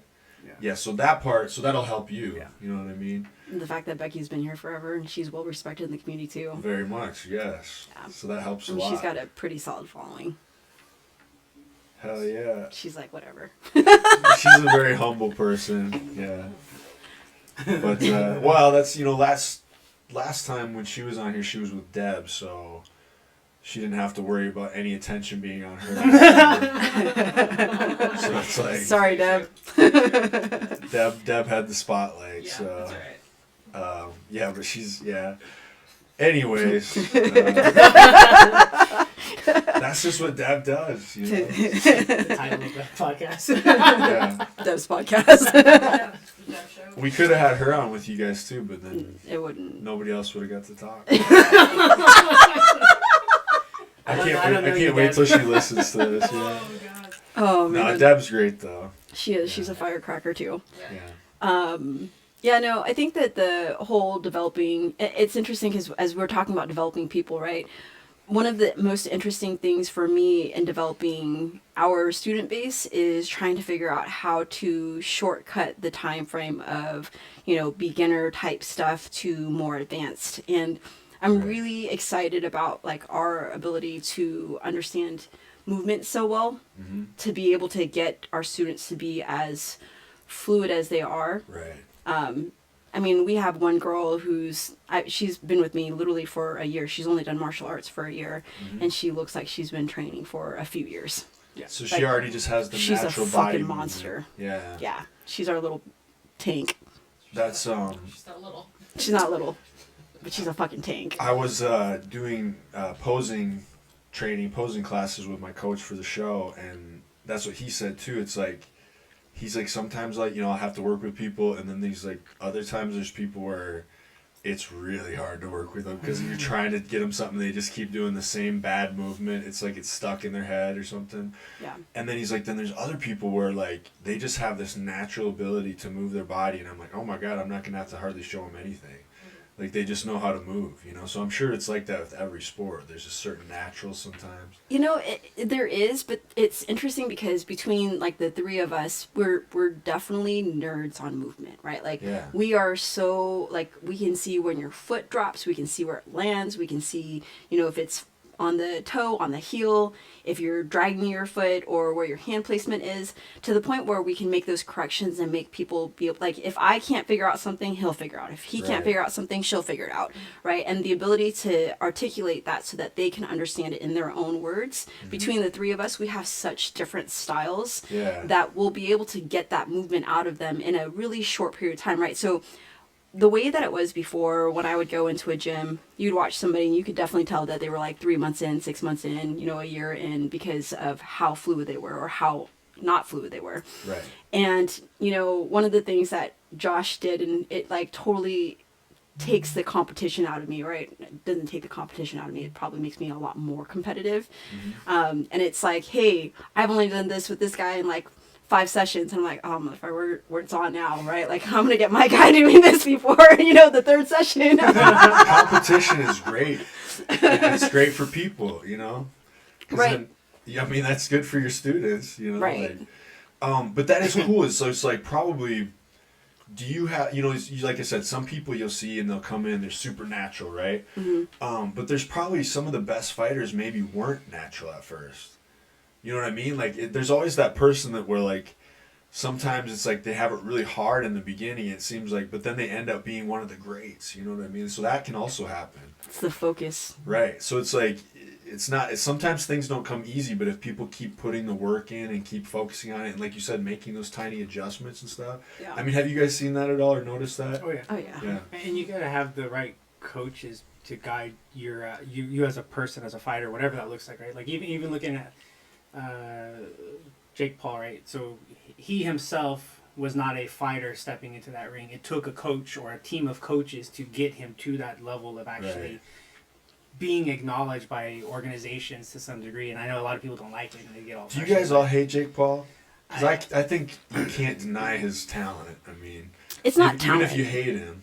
That's not talent though. What? Like, and I don't You say mean that. he's trained. Like, Yeah, I mean, he's okay. trained. He's developed that, right? Like, that's Right. not talent because, where he started at to where he's at now, that took a lot of dedication and work. That man puts in hours. So Like, you're actually giving him props. Yeah. well, it's not even giving him props, but it's the idea of understanding, like, if anybody puts in that many hours and if anybody was that dedicated, you could They could get essentially to that be in level. that space. Yes. But the thing is that to make it seem like it was like an overnight success, it wasn't. Like, and No. when you were talking about like wages and like, people coming up, that dude took his money and created privilege out of it because Yeah. he was able to get the top coaches, he was able to get the top work, Right. and he was able to get the top, sparring So partners. if anybody hates him, it's because of that. Yeah. Right. It's Yeah. like if you don't like him, it's because he has money and he's able Yeah. to, rub it in your face and do what he does Right. and has the access to those things. But when you have money and you're able to do that, like, cool, right? But the one thing that you can't take away from the guy is the fact that he will actually put in the work because you True. cannot improve without putting in the work. Right, and there's a lot of people with a lot of money that would never be able to put Right. in that work because they're too lazy. Right. You know what I'm saying? So Right. you can give him props for that, for sure. Right. But he definitely had the privilege of money to help. Yeah. Right. I've always respected the people, whether it was just an exhibition, a smoker, a professional fight, amateur, it doesn't matter. Like, the respect that people should give to those that step in there should be fair across the board, right? Because it takes a lot. It takes a lot to get in there. Whether you're Yeah. 8 years old competing, 38 years old competing, or in boxing you can do it in the amateur divisions up to I forget, but the masters divisions. Yeah. But Why they always call the old people the masters? Fuck you. Well,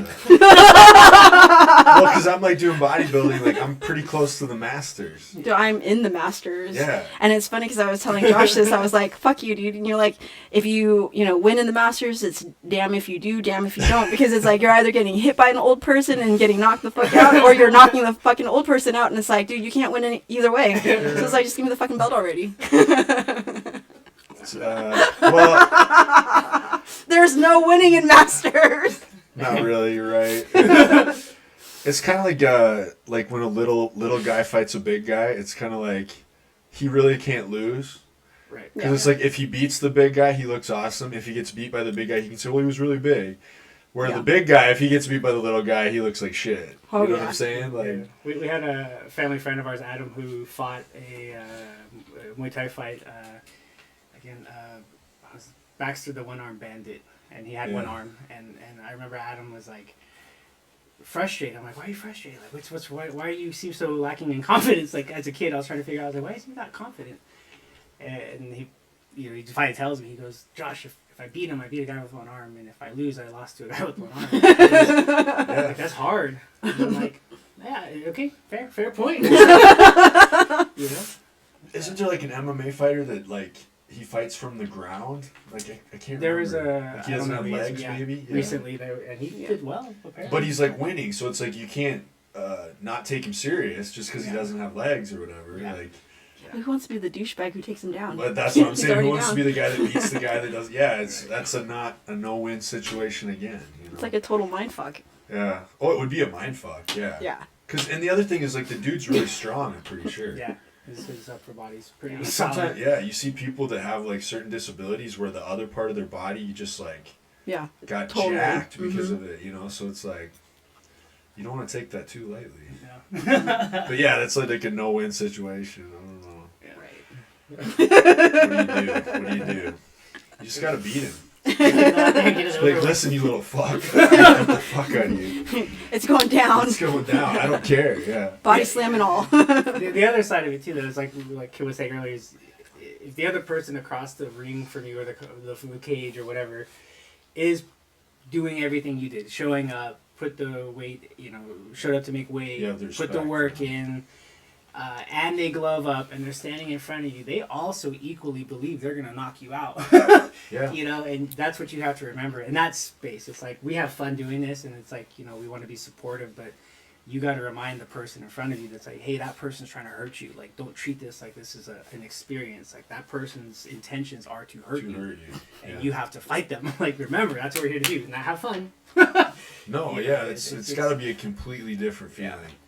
You're standing across from somebody that they want to win, and you want to win. Mm-hmm. And the only way to do that is to hurt them. You know what I mean? Like, that's different than any other sport. I mean, maybe football or like, but like when you're playing basketball, they hurt each other sometimes, but like you're not going to go, your intention isn't to like punch someone in the face until they give up.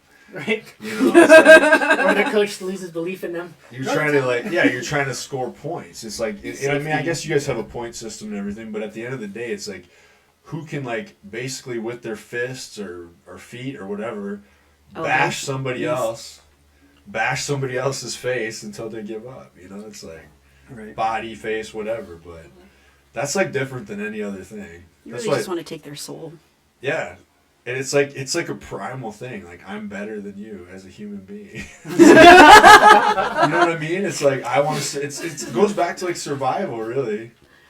It's kind of like simulated like war almost, like without the finally killing each other. It's like it's right up to that point, basically. With rules. With rules. Yeah. Is that what you go into? Like, when you fight, do you think about, like, oh, I'm better than you? That's what you go into it mentally with? Yeah, I think you kind of have to think that, but there's a fine line. Well, it's also like a chess game, right? Who's got better skills? Yeah, but there's also a fine line there between confidence and cockiness. Because, cockiness will set you back. Well, because cockiness is probably not as much of a calm. Like you're saying, you have to be in a calm state where you can, like, be relaxed and calm while you're in there, right? Like. Yeah, that comes with experience too, and doing it over and over and over again. Your first one, you're nervous and you probably go to the bathroom 6 or 8 times before you get out there. I don't even want. I bet there's some bad situations with fights for people. Let's see. Yeah, definitely. There's been some bad situations in fights. Yeah, that's what I'm saying. Yeah. We had a kid in Texas, one of our fighters. We didn't have a proper cup for him, and he was fighting. It was a boxing event, so he was matched up, and he was literally a few fights in, and he's like, I don't have my cup. So the coach who was in charge, which I eventually took over that coach's position for one of these reasons, gets his cup, an adult cup, and tapes it to his kid's like underwear, and then gives the kid the taped cup underwear. And as he's in this fight, it drops like in the middle of the fight, and we're like, falls off. Yeah, the cup just falls out of his shorts. So the ref gloves up, just go pick it up and gives it back to our coach. And the coach is like, "What do I do with this?" We're like, and that was the kid lost the fight. Poor kid. Yeah, well, he wasn't protected either. He wasn't. He was walking funny because he was trying to hold the cup in. I get it. That's not a good situation. No. One of our other fighters, his very first fight, we drove out to Albuquerque. I believe it was Albuquerque. No, it's somewhere in New Mexico. But he gets to the weigh-ins, and he's just like at the weigh-in ready to go on, and he just starts throwing up in the middle of it because the nerves finally hit him that he was about to go fight. All this build-up, all this, he's been training with me for a couple of years. Gets to this point where he's finally gonna fight, and he's just like, I don't know if I can do this. He was like 8 years old, of course, the little dude, but like. You ever have a fight like that where like right before it, you're just like, I don't want to be here. Mm-hmm. Like all of a sudden you're like, because you're like ready for it, but it's also like that instinct, like, I just want to go home. Fuck this. I don't want to be here. And then you have to fight through that feeling, like. Yeah, but I think once it starts, so you kind of get into it. You snap out of it. Or maybe it takes that first, like, strike or whatever. Like, or it's the fight or flight syndrome kicking in. Right. It's like, oh, better fight. Yeah. Yeah, I could definitely. I've seen that as a coach, like watching that happen numerous I times. think even some of the best fighters deal with that. Like it's a thing you have to fight through sometimes. I think. Yeah, I mean. I have no idea. This is all from like what was that show? No, I don't know. It's probably No, but I mean, like going back to what you were talking about with fighting is how you're making your living. Like if you don't have any other choice, right. like this is my talent. This is the only talent that I was given, and Yeah. I'm gonna use it. And this is my only means of making income. That I go in this cage Yeah. in a couple months and get my ass kicked. And that's why people do it injured. They do it too long into their career where they're too old. They do. I mean, if it becomes your only source of income and you have nothing else, you got to do it again, right? Dude, we watched this one fight. It was fucking nuts. What was it, like 111 fights and 1 win or 2 wins or something like that? That journeyman. Yeah. That was his record? It was so fucking... I would have stopped at that point. But it was crazy, though, because, like, to your point, right? Like, he had obviously been in enough fights. Like, no joke. So he was making money even though he was losing. Yeah, right? but to her point, right, where she's talking about, hey, like, people need to go and make a living, right? And this is what they do. So however they jump into the fucking ring, they got to jump into the ring. He Yeah. hasn't been knocked out. I think he's been, like, knocked out one time in, like, his 100 and some odd fights. But the dude had, and this wasn't that long ago. This was, like, literally, what, 2 or 3 weeks ago, I think it was, that we actually watched this fight. And it was on a really big card. And so this guy had gone in there and, like, it was funny because the other guy that was matched up against him was substantially bigger than him.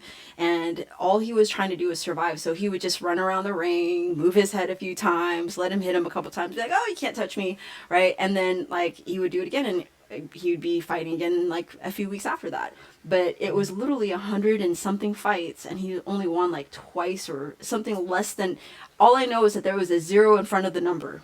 I'm like all about chasing your dreams and stuff. Like, and I always like will push people towards their dreams. I tell anybody you can do anything, but if you're like that bad, you might just want to find something else to do. That's like the universe giving you a sign. This is like not. Maybe you're a painter or something, bro. Like, you know. I had heard some people talk about him in the community because he is a journeyman, and we look at the record and like, oh, the guy's never won.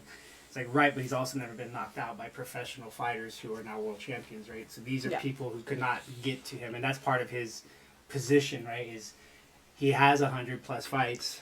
But if he's making money, then I understand it. Right. And he's not getting hurt. If he was getting hurt at 100 fights, knocked out 100 times, that's like a Rocky story, right? Like, It wouldn't be a Rocky story. It'd be a very much worse than one. Right. you know, that's a lot of...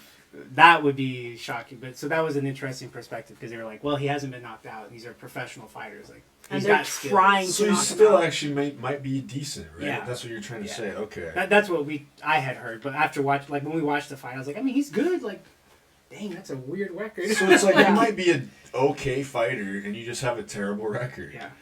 You know, but it's like with 100 fights, though, like you're right, he has to have some skill level. Oh, he's going to have a shit ton of skill level, Yeah. but people can't put him away, and he's just not going to win.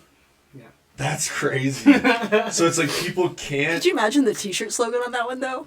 like he's not really getting knocked out, so they can't really beat him. Not a winner, he's but just not quite not a good loser. enough to win. Yeah, not a winner, but not a loser. That's crazy. Yeah, I mean, that almost makes Still have my brain sense. cells. That makes that dude so much more marketable. I mean, Honestly, that's why I can the see guy that who you're a couldn't get promoter. Because you just like made that guy's gimmick. You just made him a ton of money and you started printing those shirts. Like, for real, that would probably work. You know? We had a kid, Cooper, who, bless his heart, never won a fight. Sweetest kid ever. Very sweet, you know, but never won a fight. And he worked, he trained, you know, we had to encourage him in his work ethics at times. Mm-hmm. But, you know, he was a very good fighter, and he could spar with any of the people that we put in front of him, but he just could not win a fight to save his life. And, you know, he's got a loss record. It's all 0 and I think 12 fights, you know, and for him it was, you know, there's times where you were feeling bad as a coach, but it's just like, you know, this is just your story. I don't know how else, you know, like you're doing the same work that everybody else is Not doing. everybody can be the main character. Yeah. You know, what are you going to do? You know, and, you know, So, when you guys are preparing for a fight, like, what goes into that? How many weeks do you start, like, how many weeks are you, like, in a kind of a camp before a fight? This is such a controversial question for both me and Josh. Yeah. Go ahead. Josh doesn't believe in camps. Right. No. So what does that mean? You just stay ready all the time? Yeah. Like be ready, stay ready. You rev it up a little bit at times for what's coming at you, but so if you're just training consistently, you're already there halfway. If you're just showing up and putting the work to regular classes, your body's already in some physical shape, already doing those movements. It's already locked in, ready to kind of get into that space. That seems healthy. Yeah. If you go from training, taking a break for a month, and all right, it's fight camp. All right, well, some fighters who are really good will just party, and then when they get into camp, and they don't even work out when they're not in camp. Yeah. And then their whole camp is just getting in shape, and then they win. So, I mean, it's like... You actually hear that a lot in commentating when people are actually fighting on those cards, because they'll be like, oh, well, when he's drank all of his money away and he has no more, it's money a good story. He has to come back to the gym, Yeah. and that's where they come back to the gym, and that's where the, camp commences, because they've ran out of money after their last fight. But yeah. Wow. Yeah. That's from like an amateur standpoint. I'm talking about for professional. When you're talking about money, it's a different game. Like I think there's a lot of professional fighters who carry that same mindset of just staying in the gym and training and being ready. It protects your body from injuries. I think that's way healthier. That's way better. I think I've noticed more fighters that do take those breaks and then come back. Yeah, they may have won, but through their diet, through their they're trashing their body. Their body's completely damaged. They take more injuries. They get they may have won, but they don't. It's a fight. It's different. You have to. I mean, wasn't even John Jones kind of like that? A little bit. I mean, he trains hard. Yeah, I mean, John Jones has been out. I mean, he's obviously fighting tonight, but he's been out for 3 years. Yeah. And I don't know, like, I know that we've seen video clips of him training and, working. Well, like he definitely trains hard, especially lifting. Right. That dude can lift. Oh, yeah. I mean. But, I think it's definitely different when you are constantly staying ready versus having to do I think constantly staying ready is like the method I would do. Like, even with lifting and stuff, like if I was going to do more shows, like I wouldn't want to just get crazy out of shape. And then when I know I have a show coming up, start doing it. Like I just think it's part of your life after a while. You know what I mean? Like, training just becomes part of your life. And then if you do have a show come up, you're like never that far away from where you need to be then.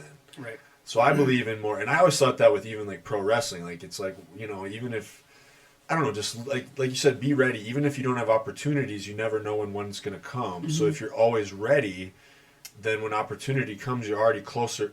Like, you should always be like just about ready to look really good, like in a show, Where so if something comes up, like you're not that far away. Always be able to flex.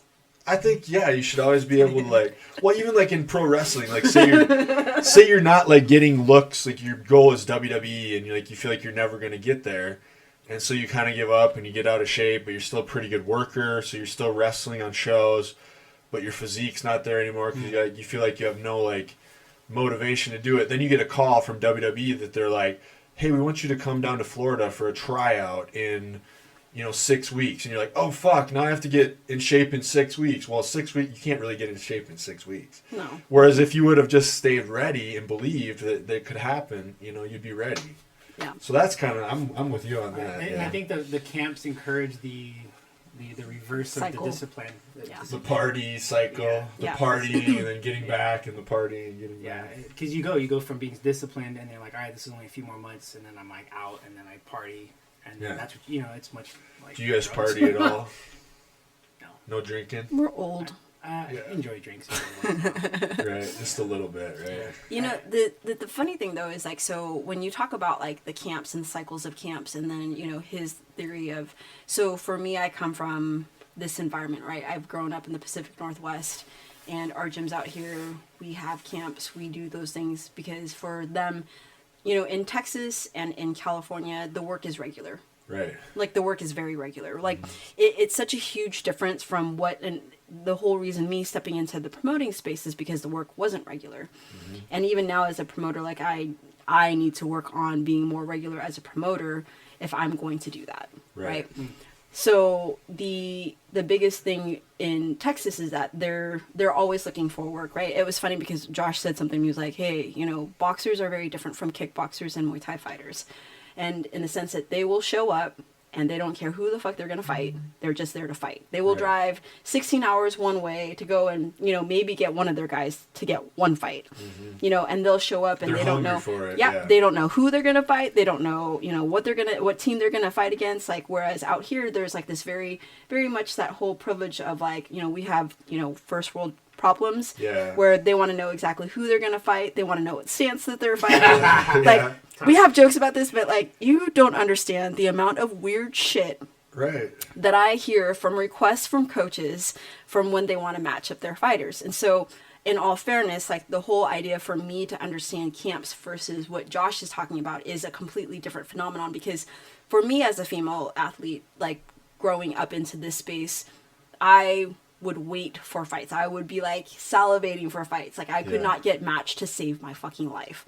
Right. Whereas like out there, they're like, okay, well, you know, we have like this huge group of guys that want to, you know, compete, and so they're there's always fights. Yeah, they're like, there's a big difference in consistency with where they're at versus where we're at, and the Pacific Northwest is really considered the Wild West when it comes to fights, because there isn't a rhyme and reason for how we do things. It's starting to get a little bit better now. Right, the scene's kind of growing. The scene's growing, but it's still not the same way as it would be in California, in Texas, or in New York. Okay. Or Florida, right? Because those places are going to be really heavy. Like, even in the Midwest, like, the fights are really regular out there. Whereas fights out here, I would say, are pretty inconsistent. So is it something that's been growing here more, and it was rare out here? It wasn't really rare. It was like very dominated by an old school system group of guys. Yeah. And now it's starting to elaborate into a lot of the smaller gyms wanting to partake, and, you know, a lot of other people wanting to be a part of that. But the one thing that's still new for us here, and I'm not sure about the way that wrestling looked for you, like, in a lot of the other areas, there are a lot of sanctioning bodies that do work, right? Like, do legit work. So like, out here, if you fight on a card and nobody knows who that promoter is and nobody knows who that sanctioning body is, that, like, you could have a fight but nobody knows who they are or if that fight really exists. Right. Whereas like in, you know, if you're working under USA Boxing or, you know, WBC or, you know, whatever else, there's like a lot of other bigger names where your record is tracked. Like, you definitely know how many fights you've had. There's no faking the funk on that. And it's a lot different, because now you're just like, hey, we're just fighting. You know, there's just another fight this weekend. There's another fight next weekend. Whereas over here, it's like, oh, we have a card, and, you know, the coaches want like 3 months in advance notice, or maybe 2 months in advance notice. And then, you know, the mismatch is real, and there's a lot of other weird shit. So out here, I was used to camps because it's like, oh, okay, you know, I put my name out on a card and hope to God that I would get matched. You know, and it would be like 8 weeks, 10 weeks. And then, well, I can see the value of camps too, because of like changing your mentality for a short period of time, and knowing you have something coming up, it can really put you in a more focused place, I think. Yeah, or you could just be ready to murder somebody at any point in time. Right, which is what he's saying. But yeah, I can see that. I can see like the value of both, honestly. But that's kind of where like that's the main reason why we had different thought processes on it, because he had an environment that really allowed that to flourish, and he is also like, he comes from a family where that was accessible. Whereas for us out here, I can't say that that's the same. It's definitely from that part of it she's talking about has been new, because like, she tells me these things and I'm just like, really? Like, these coaches are doing what? They're complaining about what? Like, who are they? Like, it seems ridiculous to you. Yeah, right? like when she's talking about one of the most recent fights she put on, there was a coach who had matched up with somebody and then found out that they fought in a different stance, like a southpaw stance.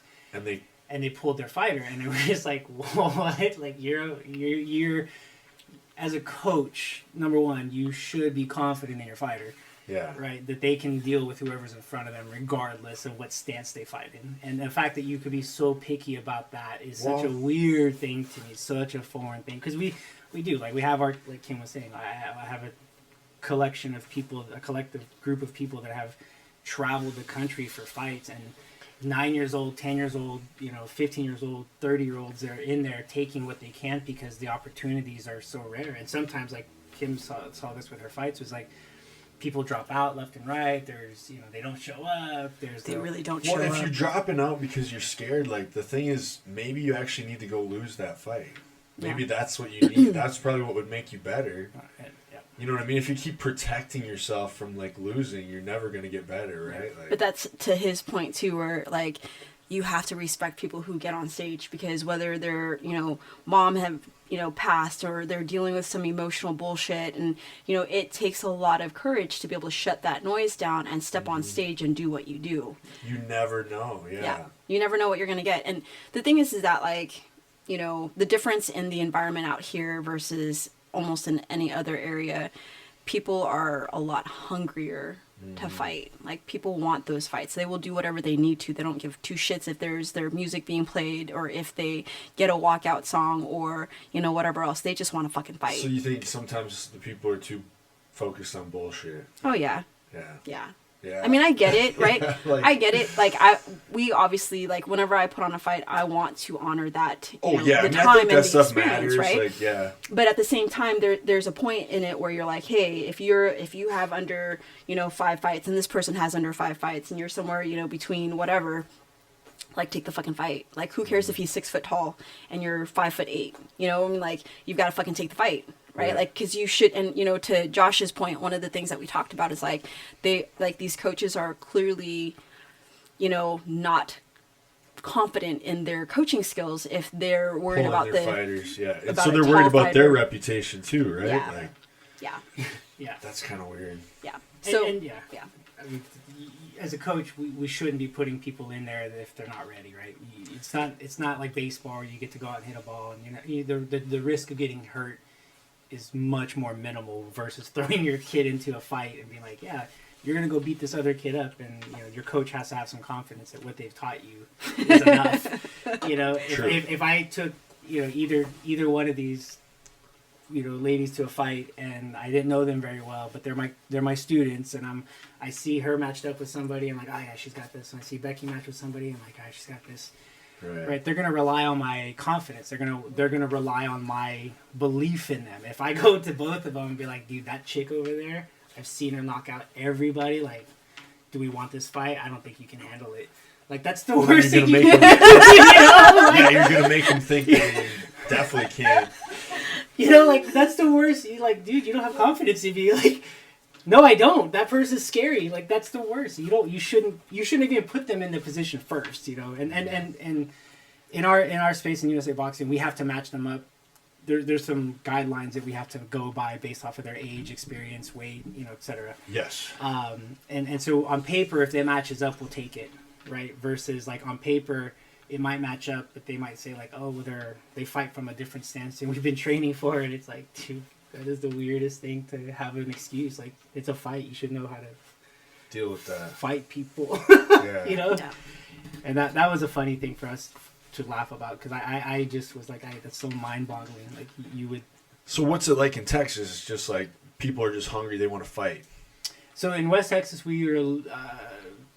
It was much like this actually out here. Our opportunities to fight were kind of in the hands of a few people in charge of the association, the board of directors, right, in our region, and those people putting fights on didn't always have judges available. They didn't have people come through to actually show up for the fight. And with boxing, under USA Boxing, they have strict rules that are in place that you have to have a certain amount of judges present because of what we talked about earlier with, like, fatigue and giving these people fair chances to fight. And you don't want to steal a person, especially a kid or an adult. And adults especially, they are doing this from a passionate standpoint. They have full-time jobs. Some of them are moms or dads. They got families that they're taking care of. This little extra experience that they're going through is for their personal growth. It's not professional. Right. It's not, and that was something that I appreciated with watching Kim go through that whole promotion a couple times, was seeing these people's stories, as adults go through this experience and having that moment of glory. To take that from somebody out of fear of or embarrassment or fear that they're going to make you look bad out there. It's just like, dude, you messed up months ago. Like, you never should even, Yeah. That's my thought process. So as a coach, you have to be worried about that kind of stuff, or like... Dude, as a coach, it's so much harder to watch your fighter get in the ring than getting into the ring yourself. Yeah. Like, I imagine it's like being a parent almost. Oh, right? my God. Like, I can't tell you how many times where my heart just, like, They're dropped. like your I'm babies. like, oh, God. And I was like, is this supposed to be this way?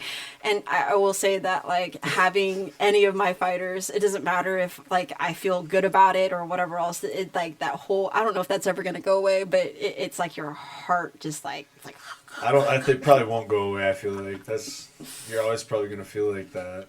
You Yeah. get a connection with them, you know. It's like, Like, those are my babies. yeah, I have pictures of like my being behind the fight or going out to the ring or whatever from a lot of different places, and my feeling personally as a coach is the same. My palms get sweaty, my heart starts pumping, and it's as soon as adrenaline. I see their head in front of me moving, getting ready, I'm just like, oh, here we go. You know, and I'm sure it's the same for every coach. It's probably a cool feeling when you see them achieve and do well, though. Yeah. Yeah. Yeah, then you probably feel good as a coach. You know? Yeah. You did something right. So, what are you guys' plans for the future with the Queens Dojo? Like, what's in the works for the next, like, maybe 5 years? What do you guys think? Like, Building out our student base and then eventually expanding into our own space, for sure. I think at this point right now we are looking at, eventually doing, a consistent show, hopefully in the heart of Seattle is Hell what we're yeah. looking for. I mean, with our own team, like, we obviously have Josh with officials, Becky with reffing, myself with promoting. Yeah. We have a really great team of, like, I mean, the students that we have been with me long enough to have seen all of the fights that, I've put on, that understand the feeling and, the things that we want to create. Right. So it'll definitely be a homegrown Queens Dojo, Hell yeah. promotion. And so when you say having regular shows, what do you think? Like every month or like every few months? I like that. Every month is too He's trying much. to kill me. Yeah. Oh, it's tough, isn't it? Yeah. It's a lot of stress putting on shows, I imagine. It's a lot of stress. One of the things that I will do is I'm pretty sure it'll be a little bit more regular, so probably once a quarter. I would think that once a quarter would be ideal. That should be good. Yeah. So just more of a regular schedule. Yeah. And then you should be able to help give a lot of people opportunities that way and maybe grow the whole scene here. you Yeah. know? The whole idea of growing the scene is it's not even about growing the scene, right? It's about allowing the fighters to be able to level up appropriately. Right. And so, one of the shows that we're talking about for the next round is to do potentially an AMI Pro show. But again, it's about being able to take somebody who's debuting and, graduate them up to open, graduating them up to, more advanced stuff. Yeah. And just being able to see that leveling, and just having it more consistent so that you can, I mean, there's like the one thing that was really cool about doing it at Hales Ales was like the back-to-back shows, right? So you could literally see the progression from 1 month to 3 months later. And, some of the fighters that were on the first card that were on for the second round, it's like, damn, dude, and you can watch the coaches, and it was super cool to watch, because I was like, damn, like this kid did really well compared to the last time, and you can see where the growth was, and it's just the coolest thing to see all the coaches come together and be able to build up their fighters that way. Yeah. Yeah. Yeah, for sure. So now, do you guys have any fights coming up? You'd be the one that would probably have it, right? I would be the only one between the three of us. Yes. Yeah, I'd be the old person, either fighting an old person or definitely not getting knocked out by an old person. He's like, I'm not letting that happen. So That's just not happening. Are you thinking about fighting again? Is that? Oh, it's always been in the works. Like, I actually Yeah. was looking at doing tournaments in July and Yeah. August of this year, but we transitioned. So Queens Dojo had just opened up, and I just transitioned my coaches.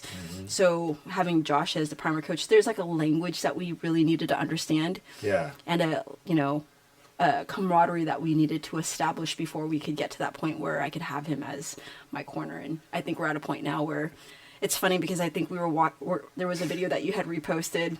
Yeah, I definitely did. I saw Yeah. that. Yeah. So it was funny because we had to break down. So we're trying to do this thing where it's a little bit more educational, right? So I was like, hey, what was the purpose of you doing this? And he was like, I don't know. Like, what did I tell you? And I was like, you didn't tell me anything.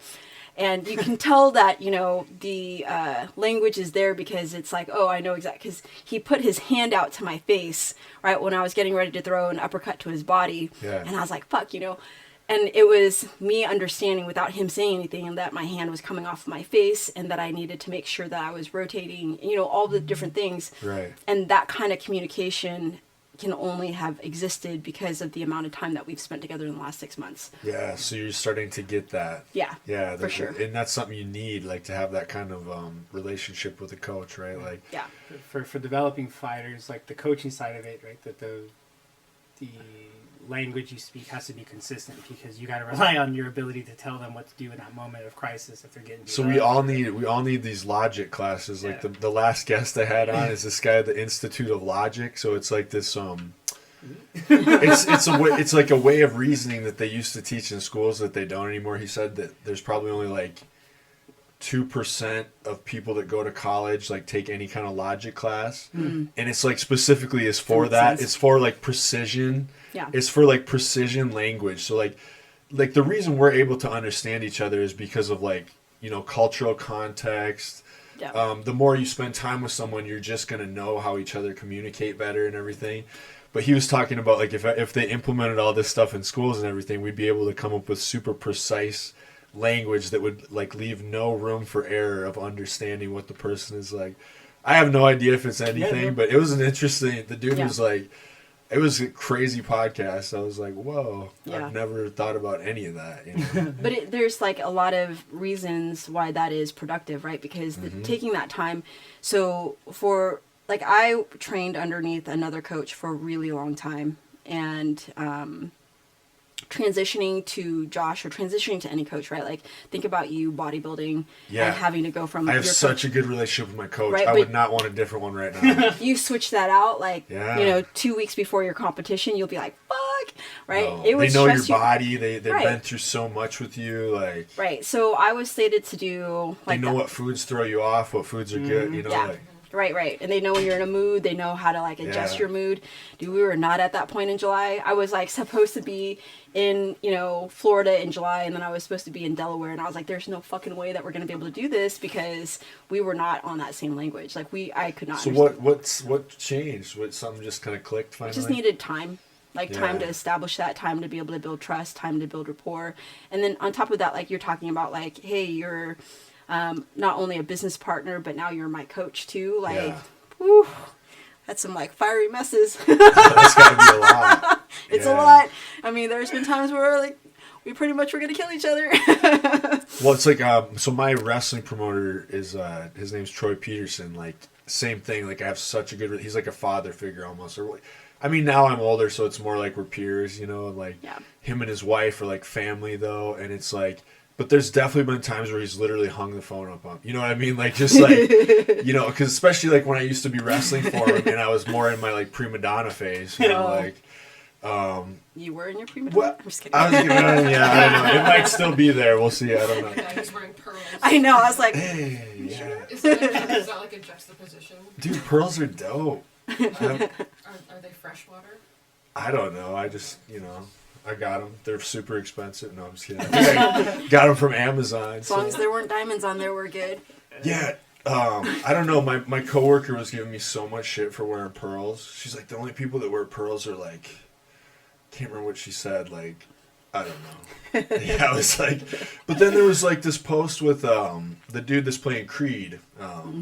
And he like had all these pearls on, and he's like looking all jacked. I'm like, see, pearls are dope. Shut up. I was like, you don't know anything. You're fucking. I'm in. I'm like, you haven't kept up with current trends. Leave me alone. Like, yeah, no, I don't know, but but no, like definitely when you have a good relationship like that, you know. And it was like I think when I was younger in wrestling, I put so much pressure on myself that it would be like, you know, I would just like. Freak out about stuff, and he'd be like, none of this fucking matters, shut the fuck up, you know, like, because he like believed in me more than I did back then, you know what I'm saying? So like, yeah, you just, and or we just have different styles sometimes, and like I would just piss him off, and he'd be like, I can't even fucking, he'd just be like, hang up, you know, like, but he learned, I learned a lot of lessons from him, and it like you said, it takes time. It definitely takes time. And for me, where I was at, like I was ready, like I wanted to compete, but we literally had just switched out coaching systems and teams and stuff. And the one thing that I will say is that what's been really great about taking that step back, right? Because sometimes you have to take a step back before you can like leap forward, right? Much like even though we don't have like the next the next date set, sometimes you have to take a step back to slow it down a lot so that you Right. can have those logic questions, that you can put those systems in place Yeah. so that everything is systematic and it flows forward the way that it was meant to. And Right. the one thing that's really great about, doing that for the three of us, we have been able to dial in our coaching, making sure that our systems are cohesive. Yeah. And the one thing that I can say about the Queens Dojo and the systems that we have, they exist because we've all participated and cross-trained and understood, what the base foundation looks like and how to build off of that. A lot of times when you go into gyms and you go into different martial arts, spaces, they have a bunch of different coaches, but the styles conflict, Right. right? So the systems here, whether you're new or whether you've come in with a ton of experience, there's ways for us to build you up and still put our systems in place, because the systems that we have in place are to protect you from damage and to make sure that you're able to execute what you're executing without being spastic or fearful that you're growing and developing the right way. And so you've put a lot of time and effort into building these systems and being consistent, and you're all on the same page with them, right? Yeah. And so, that's one thing you have in common with a lot of people I've had in here that have had businesses, is they say, getting the team together, and you have a good team that works well together. So, that's why you're probably going to be super successful with it, because that's, from what I've seen, that seems to be the thing, is everybody having their role and knowing their role and, having a team that works well together. And if they're all on the same page, Yeah. especially with coaching, you kind of have to be, because if you can't have one that's saying this one thing, then you go to the other coach and they're obviously different styles are going to be good, Yeah. but I mean, that's one of the things that we're super lucky, Becky and Josh and myself, the three of us being able to bring the different parts. bring the different parts, but not be egotistical about it, Right. and really wanting to work and support each other. And I think that's something that we do extremely well. And it's so nice. Yeah. So you have a nice. good Nice to team, work so with. I think the Yeah. gym's going to do well. Yeah. Is there anything else you guys want to talk about before we sign off for the day? No, otherwise I really appreciate you guys being here. It's fun. It was great to see you again, Becky. Likewise. Yes. Good to hear your you voice. you can come and check us out though. Yes. So give a shout out to all your website, your gym, where they can go if they want to get involved. Yes. So we have Queens Dojo on Instagram. We also have Queens Dojo, the website. So it's just the queensdojo.com. And then if you go to any three of our social media pages, I think with the exception of Becky's, you should be able to find us on our social media pages. I Ooh. don't know what she means by that. Okay. Is Becky not on social media enough? Is that what you're saying? She does work Yeah. in Oh, social media. I This know. bitch. Right. I'm like, can you help me with Meta? Don't She's really like, I know. just work for Facebook, no big deal. I just work there. Yeah. She works for Meta. This bitch. She's but, like, you know. yeah, me and Mark are really good friends. It's not a big deal. Get together. She's like, hang I've been on out. the virtual stuff for a while now. I teach him some jujitsu on the side. It's pretty great. He's into that, I guess. For real. Yeah. Yeah, no. Yeah, so that's where you can find us. Hell yeah, that's dope. Well, I really appreciate you guys being here. Super nice to meet you guys. Thanks for having us. And thanks everybody for listening, and we will see you next time.